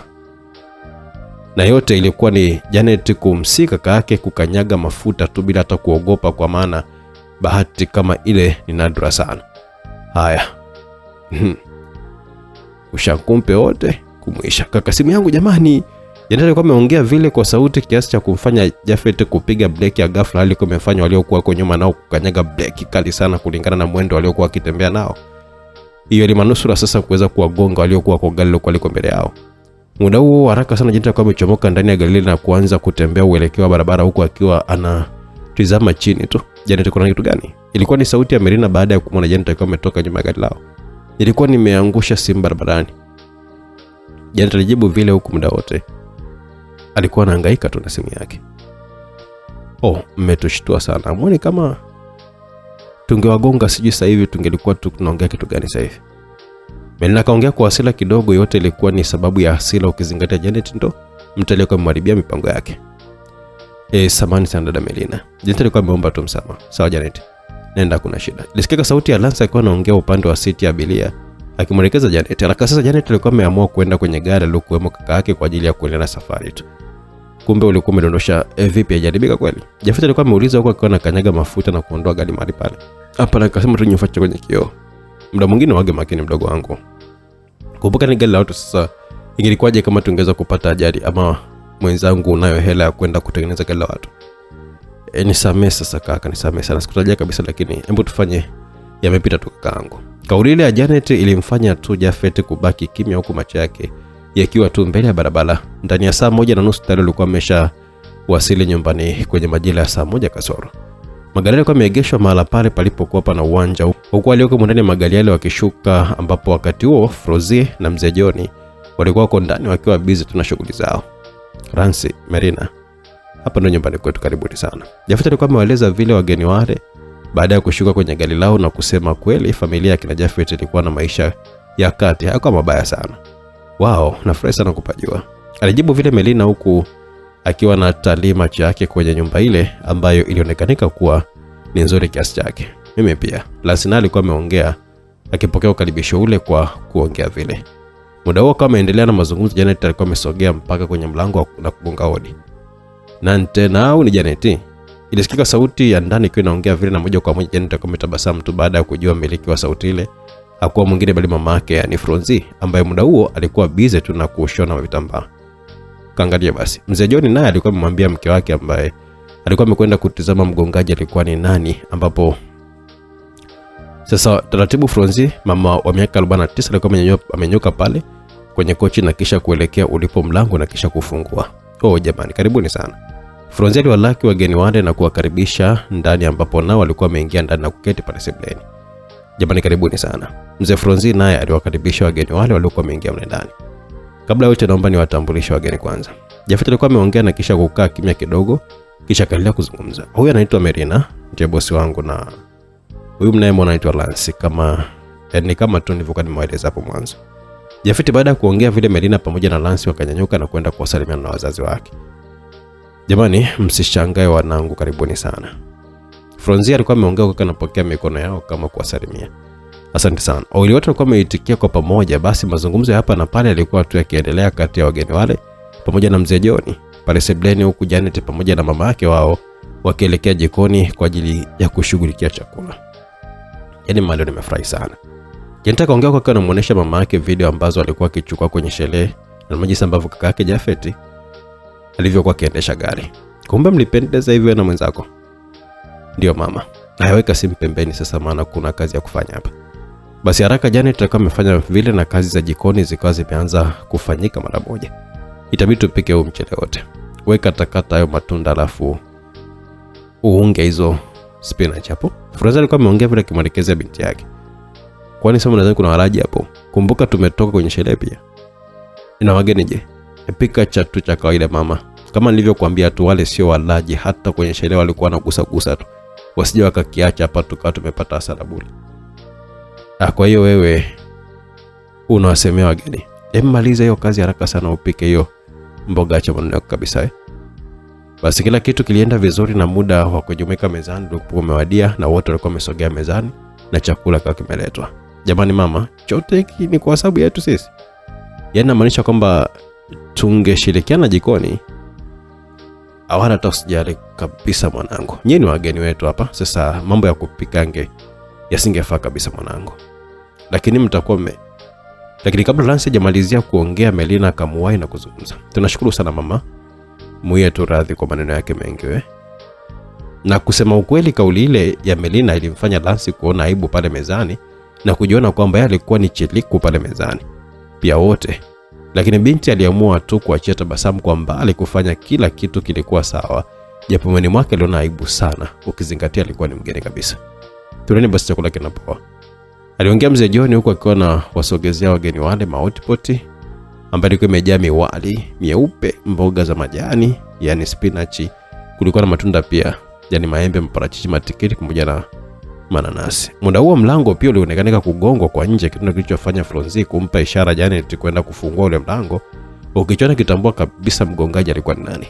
Kaka karibu. Ilikuwa ni sauti ya Janet pale mlangoni. Asante sana. Ilisikika sauti ya Stefano akijibu salamu ile huku akiwa anamkabidhi mifuko iliyokuwa imesheheni vitu Janet na wote wakaingia ndani. Karibu mwanangu. Flonzi alikuwa ameongea vile baada ya kumuona mwanae mkubwa. Asante sana mama. Shikamoo mama. Marhaba, karibu. Asante. Karibu kaka. Jafet alimkaribisha kaka yake. Asante sana Jay. Shikamoo baba. Stefano akawasalimia babake. Marhaba, karibu keti. Muda huo wageni walikuwa wametulia tu wakaendelea kula. Habari zenu jamani. Stefano akawasalimu wale wageni baada ya kuhakikisha alikuwa ameshakaa vizuri kwenye kiti kilichokuwa tupu pale mezani. Nzuri kabisa, karibu. Zilisikika sauti mbili, yani Lance pamoja na Melina wakiitikia salamu ile. Kaka huyu anaitwa Lance na huyu kwa pembeni hapa ni bosi wangu anaitwa Melina. Ni kama nilivyokuwa nimemwambia tu hapo mwanzo. Jafet alikuwa ameamua kuwatambulisha wageni wale kwa kaka yule.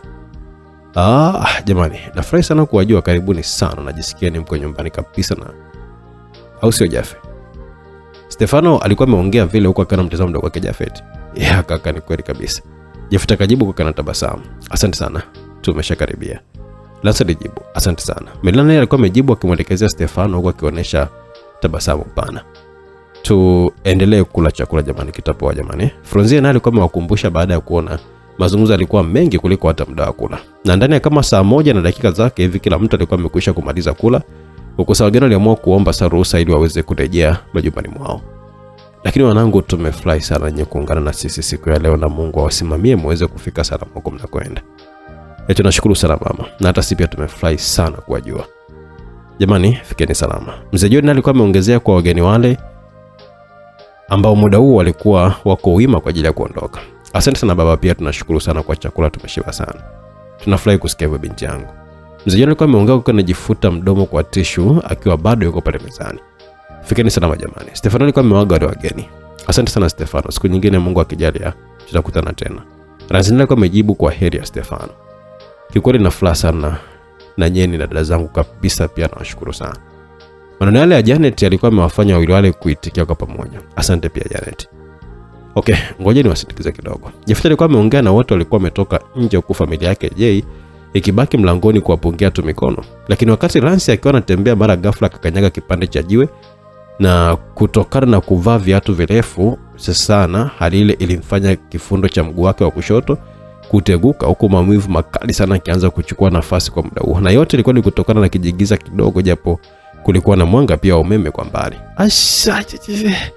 Ilisikika sauti ya Lance ikilalamika kwa yowe kali sana na kisha kudondoka chini.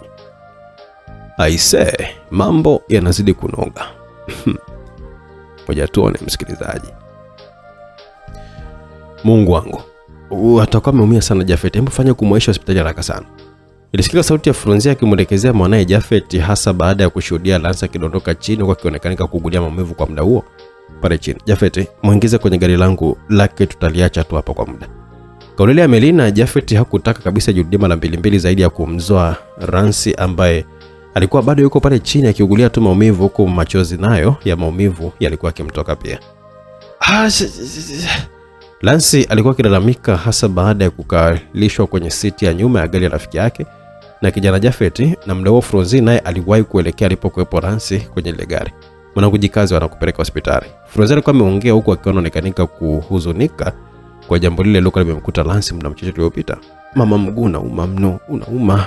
Lance naye alikuwa anaongea huku machozi nayo alikuwa akimtoka tu machoni.